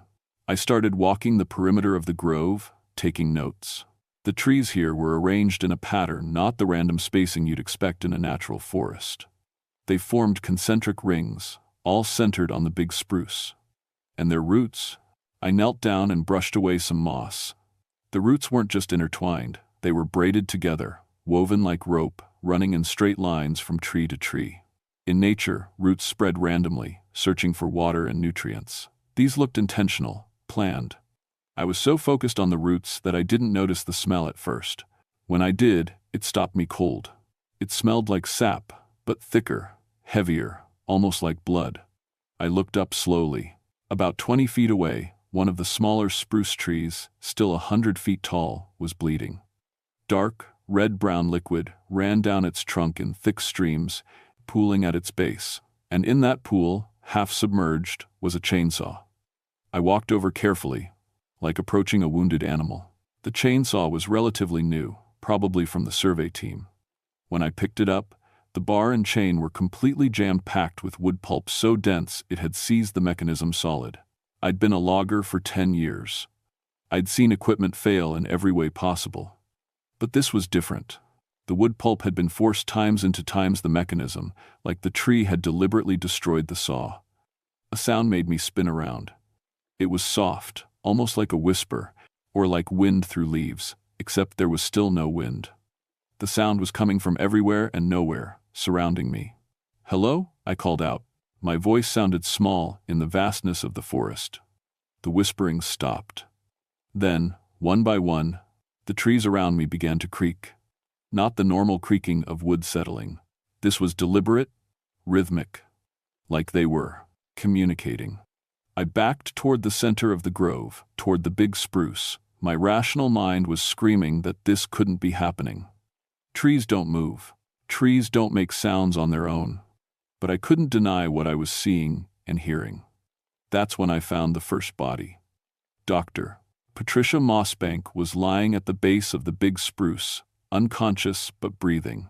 She was wrapped in vines, not dead vines, but living ones, still green and growing.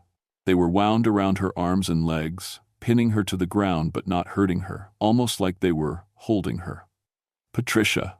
I dropped to my knees beside her and started pulling at the vines. They were tough, resistant.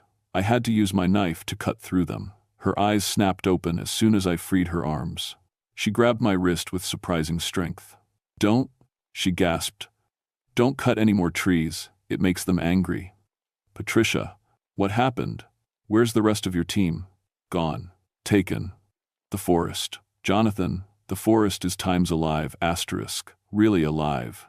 It's been talking to me." I pulled her to her feet. She was shaking, her clothes soaked through from the rain. "We need to get you out of here. Can you walk? You don't understand."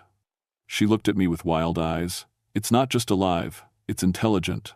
It's old, Jonathan. Older than anything. It remembers." "Remembers what?" "Everything.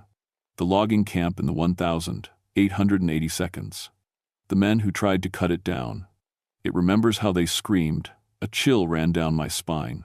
I'd read about that logging camp. 32 men had disappeared overnight.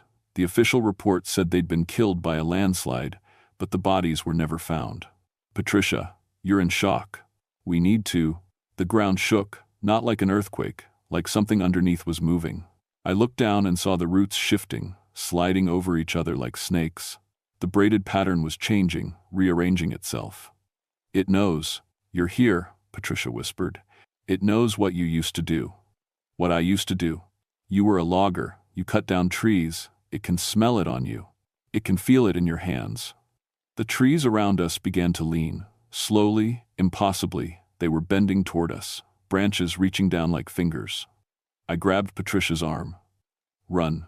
Now." We ran. The forest came alive around us. Branches whipped at our faces. Roots erupted from the ground, trying to trip us. The whispering grew louder, angrier, forming almost words that I couldn't quite understand.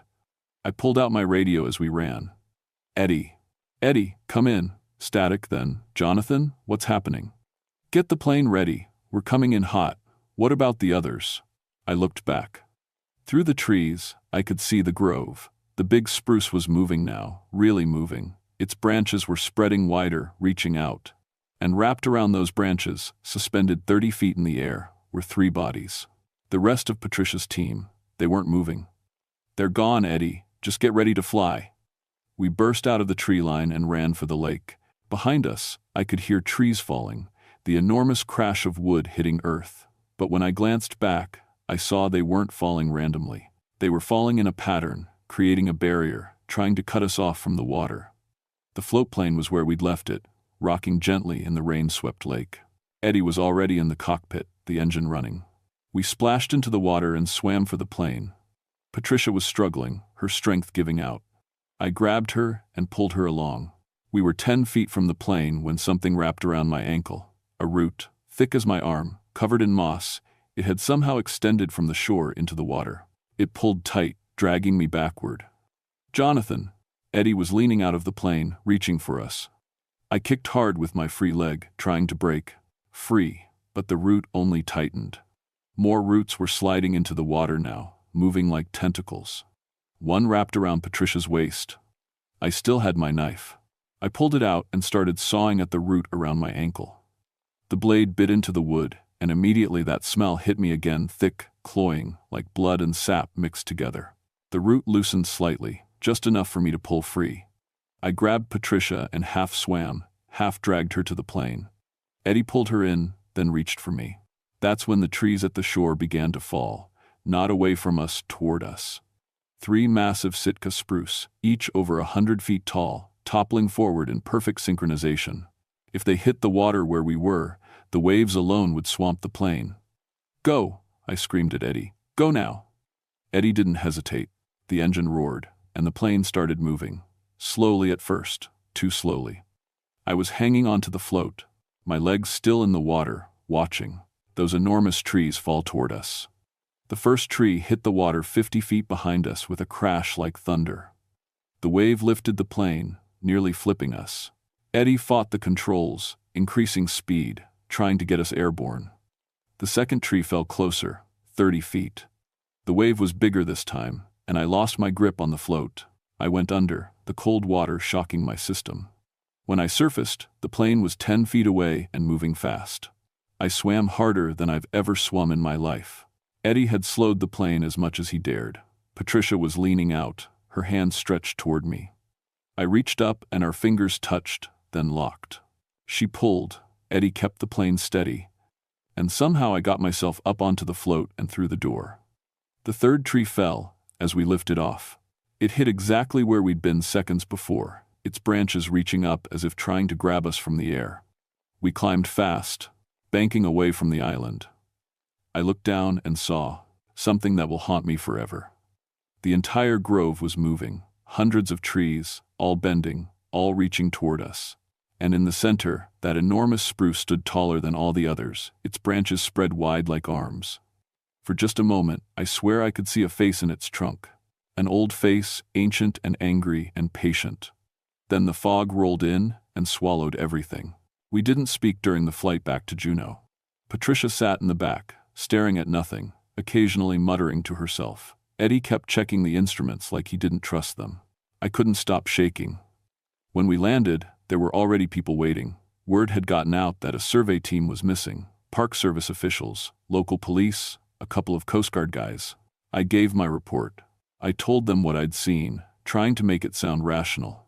Equipment malfunction, possible bear attack. 3 bodies that would need to be recovered. I didn't mention the trees, moving. I didn't mention the roots that grabbed us. I didn't mention the face. Patricia wasn't as careful. She told them everything, the intelligent forest, the trees that communicated, the ancient consciousness that had killed her team. They nodded politely and had a doctor sedate her. Eddie and I didn't correct her. We didn't back her up. We just stayed quiet and let them think she was in shock.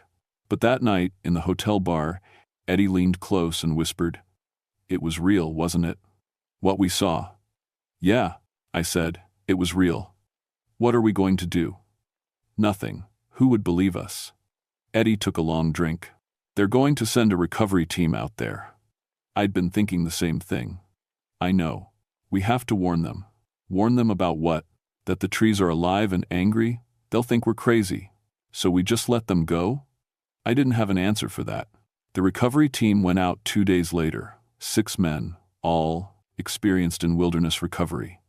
They had helicopters, cutting equipment, the works. They were going to retrieve the bodies and investigate the destroyed camp. They never came back.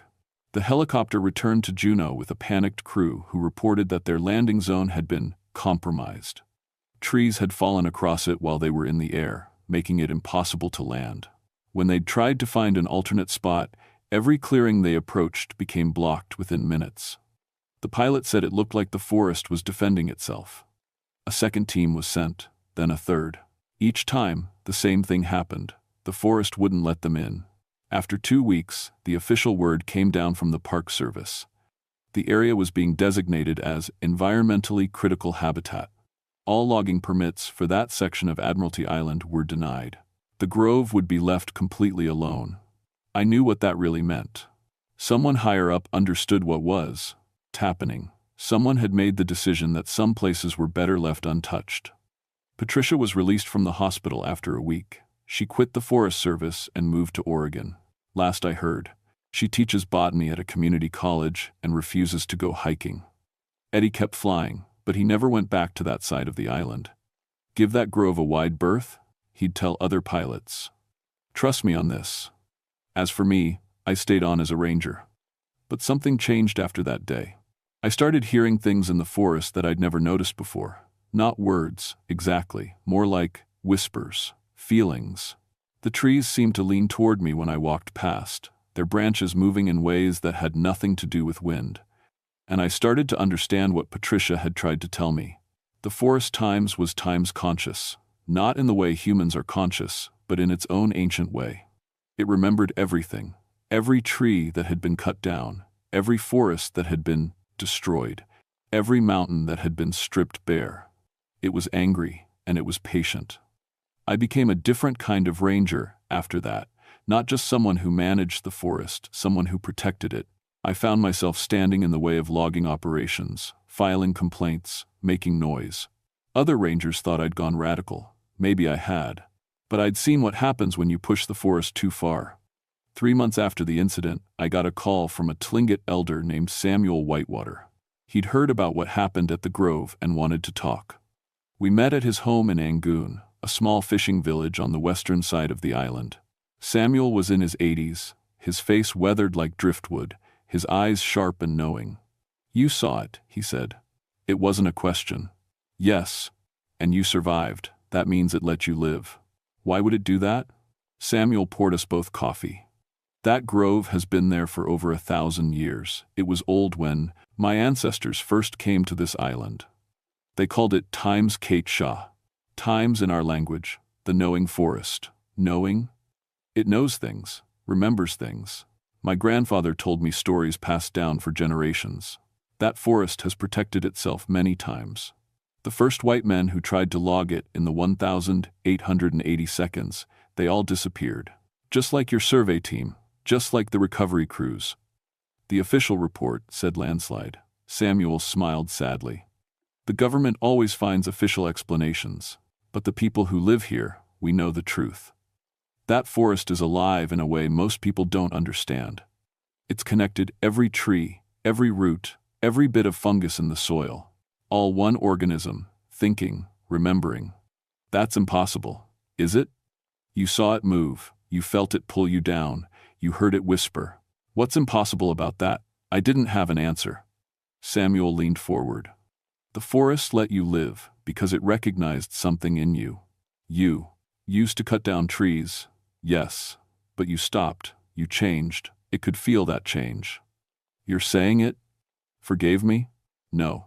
It decided you weren't a threat anymore. There's a difference. He paused, sipping his coffee. But it's watching you, Jonathan. Always watching. If you ever pick up a chainsaw again, if you ever mark another tree for cutting, he didn't need to finish. I understood. What about the others? Patricia's team? Eddie? The 3 surveyors were killed because they came to destroy. The forest felt their intention. As for your pilot friend, Samuel's expression darkened. He's in danger. What? Why? Because he helped you escape. The forest doesn't forget, it doesn't forgive. I was on my feet. I need to warn him. It may already be too late. I drove to Juneau at 90 miles an hour. Eddie lived in a small cabin on the outskirts of town, surrounded by, I realized, with growing horror trees. Tall pines and spruce that he'd probably thought were beautiful, peaceful. His truck was in the driveway. The front door was open. Eddie, I ran inside. The cabin was empty, but there were signs of struggle. A chair knocked over, his radio on the floor, still turned on, broadcasting static.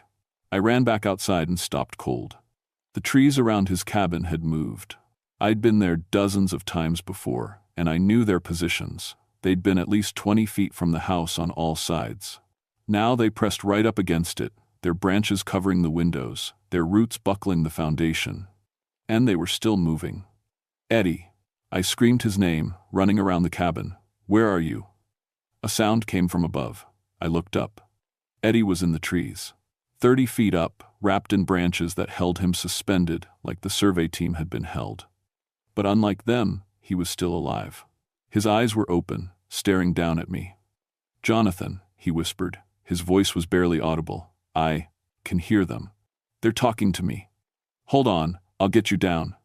I looked around frantically for something, anything, a ladder, climbing equipment. But even as I searched, I knew it was useless. The trees wouldn't let me reach him. Don't, Eddie said. It's too late.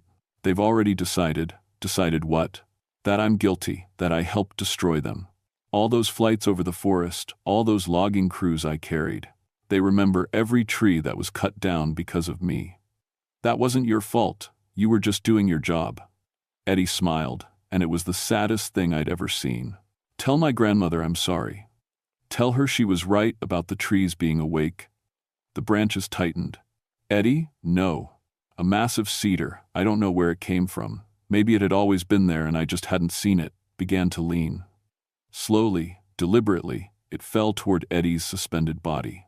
I ran forward, knowing I couldn't reach him, couldn't save him, but unable to just stand there and watch. The cedar fell with a terrible, final crash. When the branches settled, Eddie was gone. Not killed in a way I could see or understand. Just gone. Absorbed into the tree itself, pulled into the wood like he'd never existed. I stood there for a long time, my hands shaking, my mind refusing to accept what I'd just witnessed. The trees around the cabin were still now, peaceful again. As if nothing had happened, but on the trunk of the cedar, where Eddie had been, a new knot had formed. And in that knot, if you looked closely, you could see the outline of a face. Eddie's face, screaming. I didn't file a report about Eddie's disappearance. What would I say? That the trees killed him? That they pulled him into their trunks like some kind of horror movie? No one would believe me. They'd do to me what they did to Patricia, sedate me, put me on leave, tell everyone I'd had a breakdown. So I said, Eddie had gone, flying and never came back. Common enough in Alaska, where weather can turn deadly in minutes and planes sometimes just vanish into the wilderness. They searched for 3 weeks and found nothing. Eventually, they stopped looking. His grandmother knew the truth. I told her everything, sitting in her small kitchen while she made tea. She didn't seem surprised. The forest takes what it's owed, she said quietly. Eddie knew the risk. We all do, those of us who've lived here long enough. You don't take from the forest without giving something back. He didn't deserve to die. Maybe not, but the forest is older than deserving, older than fair. It simply is. I left her house that day, feeling more alone than I'd ever felt. Eddie had been my friend. Patricia was gone. The survey team was dead. I was the only one left who'd seen the truth and survived. For a while, I thought about quitting, moving somewhere far from forests, somewhere safe. But I realized there was no safe place. Forests are everywhere. Old growth or new growth, managed or wild, they're all connected somehow. And now that I'd seen the truth, I couldn't unsee it, so I stayed. But I changed. I became the ranger no one likes, the one who blocks every logging permit, the one who fights against every development project that threatens old-growth forest.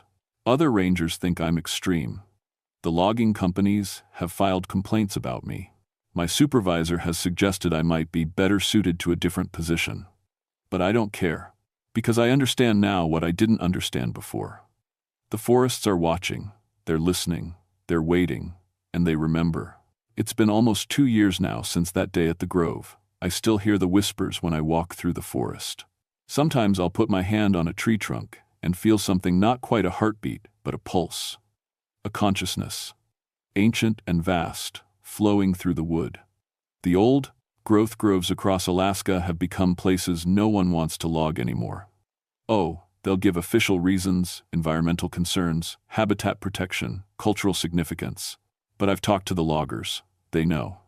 Word spreads in small communities. Stories get told. People understand, even if they won't say it out loud. There are some places you don't go. Some trees you don't cut. Last week, I got a call about a new development project, a luxury resort planned for the northern part of the island. They want to clear 20 acres of old-growth forest trees that have been standing for 500 years. I'm going to fight it. I'm going to stand in their way, file every complaint I can, make as much noise as possible. And if they somehow manage to get past all that, if they actually send crews into those trees with chainsaws, well, I won't be the one who has to explain to the families why those crews never came home. I keep a picture of Eddie on my desk. In the photo, he's standing next to his plane, smiling, the forest behind him. I look at it every day and remember what I learned in that grove on Admiralty Island. The forest that hunts doesn't forgive. It doesn't forget. It simply waits, patient as stone, old as time, watching with 1,000 eyes made of wood and bark and ancient memory. And it's not just that one grove. They're all connected somehow, every old-growth forest, every ancient tree, a network of consciousness spanning continents, growing older and wiser with each passing year. We think we own the land. We think we can take what we want, cut down what we choose, shape nature to our will. But the trees know different. They know that we're just visitors in a world that was theirs long before we arrived.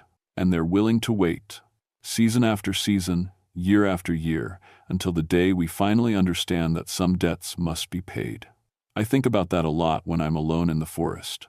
I put my hand on the bark of a spruce tree, one that might have been alive when Columbus sailed to America, and I feel that pulse, that ancient consciousness.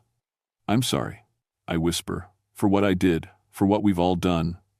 And sometimes, when the wind is still and the forest is quiet, I swear I hear an answer, not words, exactly, but a feeling, an understanding.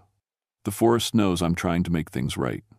It knows I've changed, but it's still watching, always watching.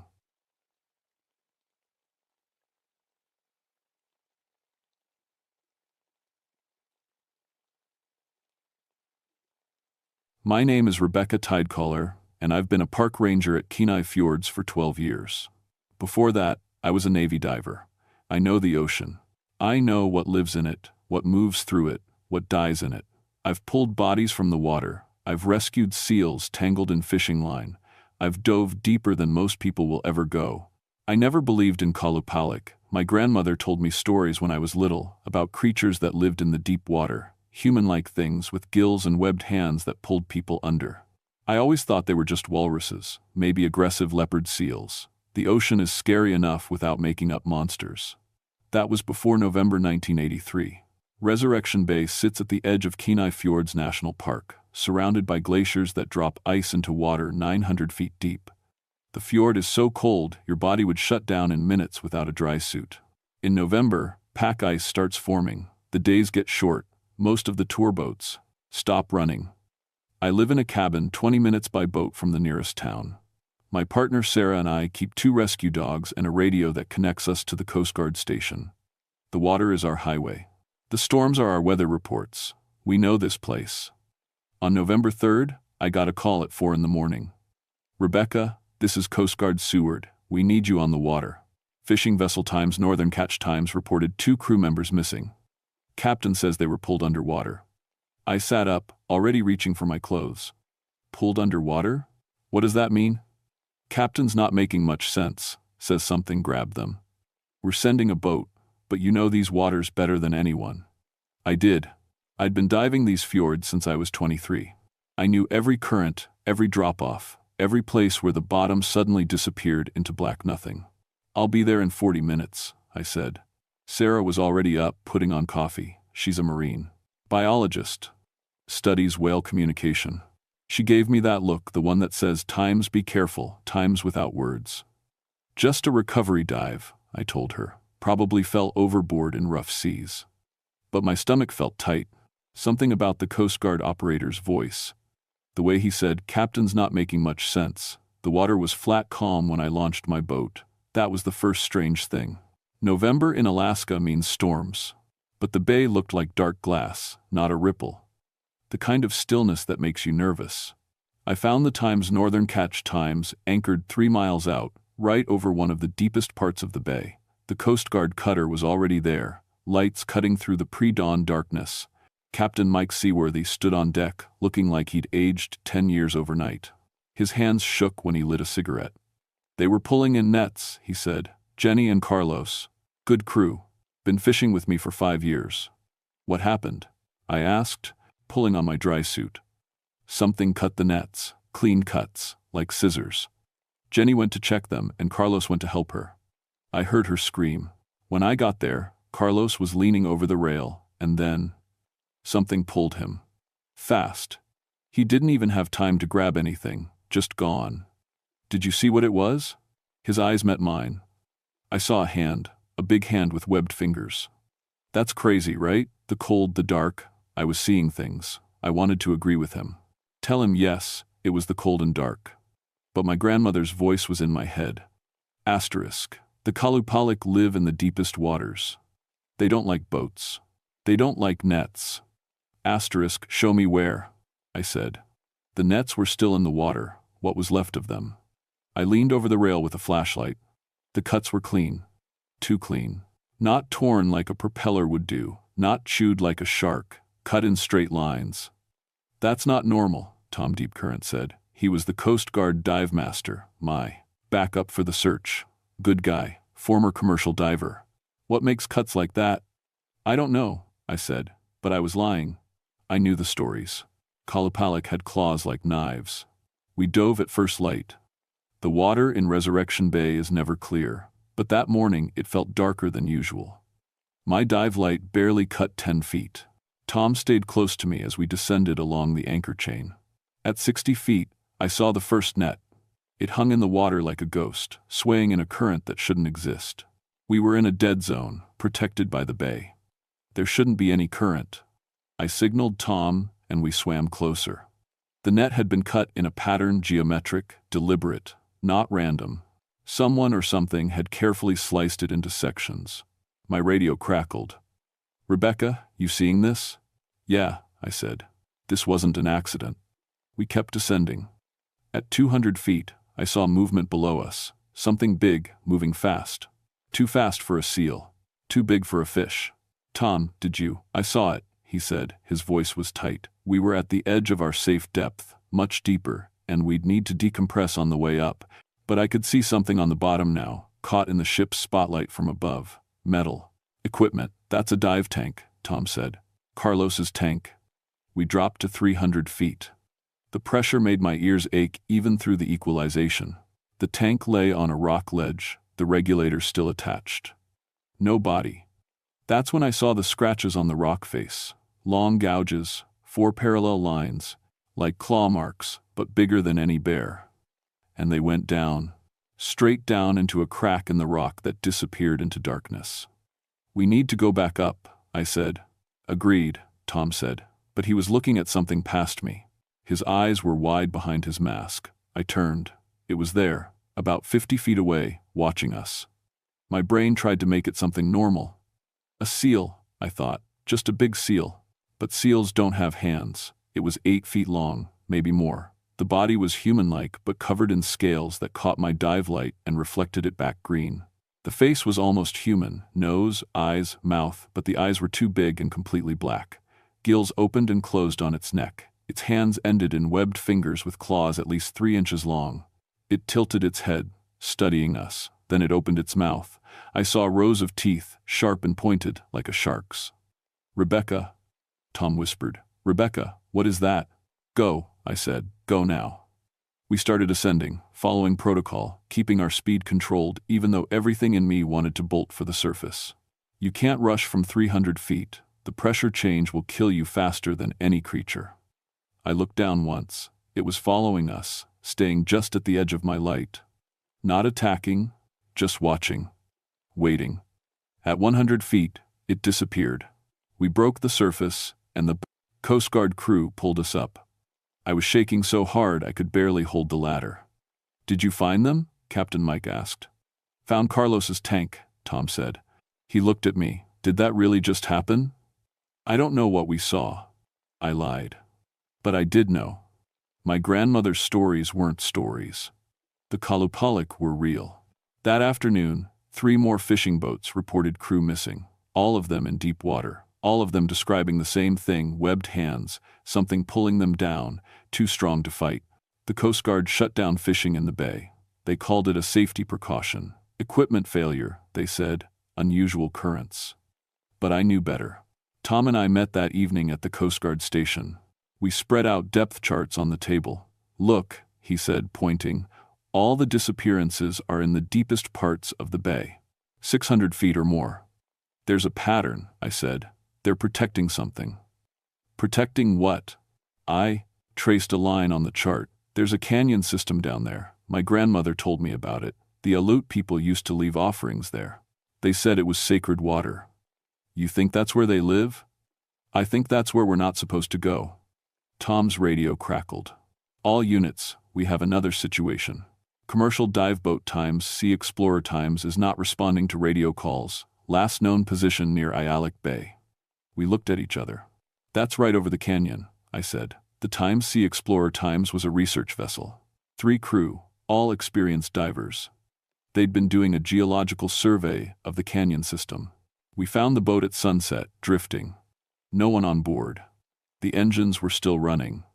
Dive equipment was laid out on deck like they'd just been suiting up. But there were claw marks on the hull, deep gouges, 4 parallel lines. Below the waterline. Something came up under the boat, Tom said. Sarah Saltdepth was there, no. Relation to me, different family. She was a commercial dive specialist, had been working on the survey with the Times Sea Explorer Times crew. She'd stayed on shore that day because of equipment trouble. They were mapping the canyon, she said. Her voice was shaking. Looking for the old submarine base. What submarine base? I asked. From the 50s. The military had an underwater research facility down there. It was classified. They sealed it up in 1957 and told everyone to stay away. My skin went cold. What were they researching? No one knows. The records are still classified. But the local Aleut elders wouldn't go near that part of the bay for years after. They said the Navy woke something up. Tom was checking the ship's dive logs. According to this, they went down yesterday, got footage at 800 feet, then the cameras cut out. I need to see that footage, I said. We watched it on the boat's monitor. The first 20 minutes were normal rock formations, the usual deepwater fish. Then the divers found something, a structure, made of stone, but not natural, carved. The camera moved closer, and I could see markings on the walls, symbols I didn't recognize. Then something moved in the darkness behind the structure. The camera swung around, and for just a second, I saw it clearly. Not one kalupalik, a group of them, 6, maybe 7. They were watching the divers from inside the structure. The footage went black. They saw us, Sarah whispered. They knew we found their home. That night, Tom volunteered to do another dive. Just a quick look, he said. See if we could find any sign of the missing divers. I should have said no. Should have told him it was too dangerous. But we needed to know what we were dealing with. We went down at midnight. The water was even darker than before. My dive light seemed dimmer, like something was absorbing the light. At 400 feet, Tom's voice came over the radio. Rebecca, I'm seeing structures, multiple buildings. This is incredible. Tom, come back up. We need to. There's writing on the walls. Some kind of... Wait. Rebecca, there's something moving. Tom, get out of there, now. It's not attacking. It's just watching. It looks almost curious. Tom, his scream cut through the radio. Then silence. I dove after him, pushing past safe limits. Found him at 500 feet, unconscious. There were marks on his arms, bite marks, but precise, almost surgical, like something had been careful not to kill him. Getting him to the surface nearly killed us both. He needed immediate decompression. We spent 3 hours in the chamber while he drifted in and out of consciousness. When he finally woke up, his eyes had changed. They looked distant, like he was seeing something far away. They showed me, he whispered. The city, it's thousands of years old, older than humans. They've been here forever, Rebecca. We're in their home. What did they want? They want us to leave. But they know we won't. They know humans never leave. He grabbed my arm, his grip was weak. They're going to make us leave. The next morning, every fishing boat in the harbor had the same marks. 4 parallel claw gouges below the waterline. A warning. The harbor master tried to keep it quiet, but word spread fast. Crews started refusing to go out. The Coast Guard called in a helicopter to do aerial searches. That's when Sarah decided to go down herself. We need proof, she said. Real documentation. Otherwise they'll say we're crazy. Sarah, don't, I begged. You saw what happened to Tom. Tom is alive. They let him live. Maybe they'll let me film them. Maybe we can communicate. She went down the next afternoon with a full camera rig. I watched from the surface, tracking her depth. 400 feet, 500, 600. Her voice came over the radio. I see them, oh God, there's dozens. They're beautiful. Like nothing I've ever. The radio went dead. We sent down remote cameras, found her gear at 700 feet. The camera housing was crushed. The footage was gone. We never found Sarah's body. That night, I couldn't sleep. Every time I closed my eyes, I saw webbed hands reaching up from dark water. I heard my grandmother's voice. Asterisk. The Kalupalik guard the deep places. They remember when the ocean was theirs alone. Asterisk. At 2 a.m, I got in my boat, took my dive gear, my lights, and headed for the canyon. I know it was stupid, reckless. But Sarah was dead. 3 other divers were dead. Tom was traumatized. And I was the only one who understood what we were dealing with. I'm Aleut. My grandmother taught me the old ways. The blessings. The songs. Maybe that would be enough. I anchored over the deepest part of the canyon and suited up. Didn't tell anyone where I was going. If this went wrong, I didn't want anyone else coming after me. The descent felt different this time. Purposeful. Like I was being allowed down instead of sneaking. At 300 feet, they appeared. All of them. I counted 12 kalupalik surrounding me in a circle. The largest one, the female, with bioluminescent markings that glowed blue in the darkness, swam closer. She was 9 feet long. Her eyes were completely black, but intelligent. More intelligent than any animal's eyes. She looked at me like she was reading my thoughts. I did the only thing I could think of. I sang. It was the old Aleut song my grandmother taught me. A blessing for safe passage over water. An acknowledgement that the ocean owns everything, and we are just visitors. The Kalupalik stopped moving. They listened. When I finished, the female reached out one webbed hand, touched my mask gently. Then she gestured down, into the darkness below. She wanted me to see. I followed her down, past 600 feet, 700.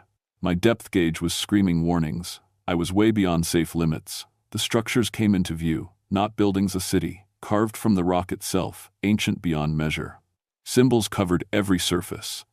And in the center, something that made my blood run cold. Human equipment. Military equipment. The old submarine base, but not sealed. Opened.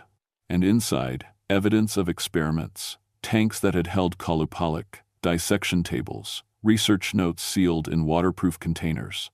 The Navy hadn't been protecting the Kalupalik. They'd been studying them, trying to weaponize them. The female Kalupalik pointed at the equipment, then at me. Her meaning was clear. Asterisk. Your kind did this. Your kind hurt us. Asterisk. Then she showed me deeper into the city. To a chamber where young Kalupalik swam with their parents. A nursery. A home. And I understood. They weren't monsters. They were protecting their families. Their sacred places. From people like us who took, who saw everything as something to be used or studied or destroyed. Sarah hadn't been killed out of malice. She'd been killed because she represented everything the Kalupalik feared. More humans, more cameras, more intrusion. They were fighting for survival. The female Kalupalik made a gesture, spreading her arms wide, then pulling them close. Universal. Asterisk. This is ours. Stay away. Asterisk. I nodded. Then I did something my training told me never to do. I took off my mask. For 30 seconds, I couldn't breathe. The water was so cold it felt like knives. My lungs screamed. But I wanted her to see my face, see that I understood, see that I was sorry. She studied me. Then she gently pushed my mask back onto my face, helped me seal it. Saved my life when she could have let me drown. When I surfaced an hour later, barely making it through decompression without dying, I knew what I had to do. The Coast Guard officially ruled the deaths as equipment failures and strong currents. The canyon area was designated as a marine sanctuary. No diving, no fishing, no research. The old submarine base was officially sealed with tons of concrete. Tom recovered, but he transferred to a station in California. Said he couldn't look at the ocean the same way anymore. He dreams about the underwater city, he told me.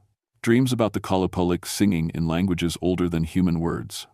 I still work at Kenai Fjords. Still lead the Marine Mammal Rescue Program. But I don't dive in the deep parts of the bay anymore. And I make sure everyone who visits understands the rules. Stay out of the canyon system. Respect the deep water. Don't disturb what lives there. Most people think I'm being overcautious. They don't know what I know. They didn't see what I saw. But sometimes, on very quiet mornings when the water is perfectly still, I hear singing. Not whale song, something else. Something that sounds almost human but not quite. And I know they're still down there, watching. Waiting to see if we'll keep our promise. I visit my grandmother's grave every month now. Tell her she was right about the Kalupalik. Tell her I'm sorry I didn't believe. She left me one more story I never understood until now. She said the Kalupalik are older than the glaciers, that they were here when the first humans crossed the ice bridge from Asia, that they remember a time when the ocean was all there was. And she said they're patient. They know the ice is melting. They know the seas are rising. They know that one day, the ocean will take back what was always theirs. I believe her now. Every night, I dream of dark water, of webbed hands reaching up, of cities carved in stone beneath the waves. And I hear the female Kalupalik's voice in my head, even though she never spoke. We are the guardians, we remember, and we are waiting. Last week, a research team from California requested permits to study the unique marine geology of Resurrection Bay. I denied the request. When they pushed back, I sent them the classified military reports from the 1,950 seconds. The ones that showed what happened to the Navy divers who went too deep, who disturbed what shouldn't be disturbed. They withdrew their request. The commercial fishing boats still avoid the deep parts of the bay. Captain Mike sold the Times Northern Catch Times and moved inland. He tells people he's done with the ocean. I understand. Some of us aren't meant to know what lives in the deepest waters. Some secrets are better left alone. But I'm Aleut. This is my home. These are my waters. And I've made a promise to the guardians who live below. As long as I'm here, as long as I have breath, I'll make sure humans stay away from the places we don't belong. Because I've seen what happens when we don't, and because I know, deep in my bones, that the Kalupalik are not the monsters in this story. We are. The ocean is patient. The ocean remembers. And the ocean always takes back what's hers. Remember that. The next time you look at deep water, the next time you wonder what lives in the darkness below. Some depths aren't meant to be explored. Some things in the ocean are better left alone. Trust me on this. My name is Rebecca Tidecaller, and I know the truth about the deep waters of Alaska. I just hope I'm gone before the Kalupalik decide we've broken our promise.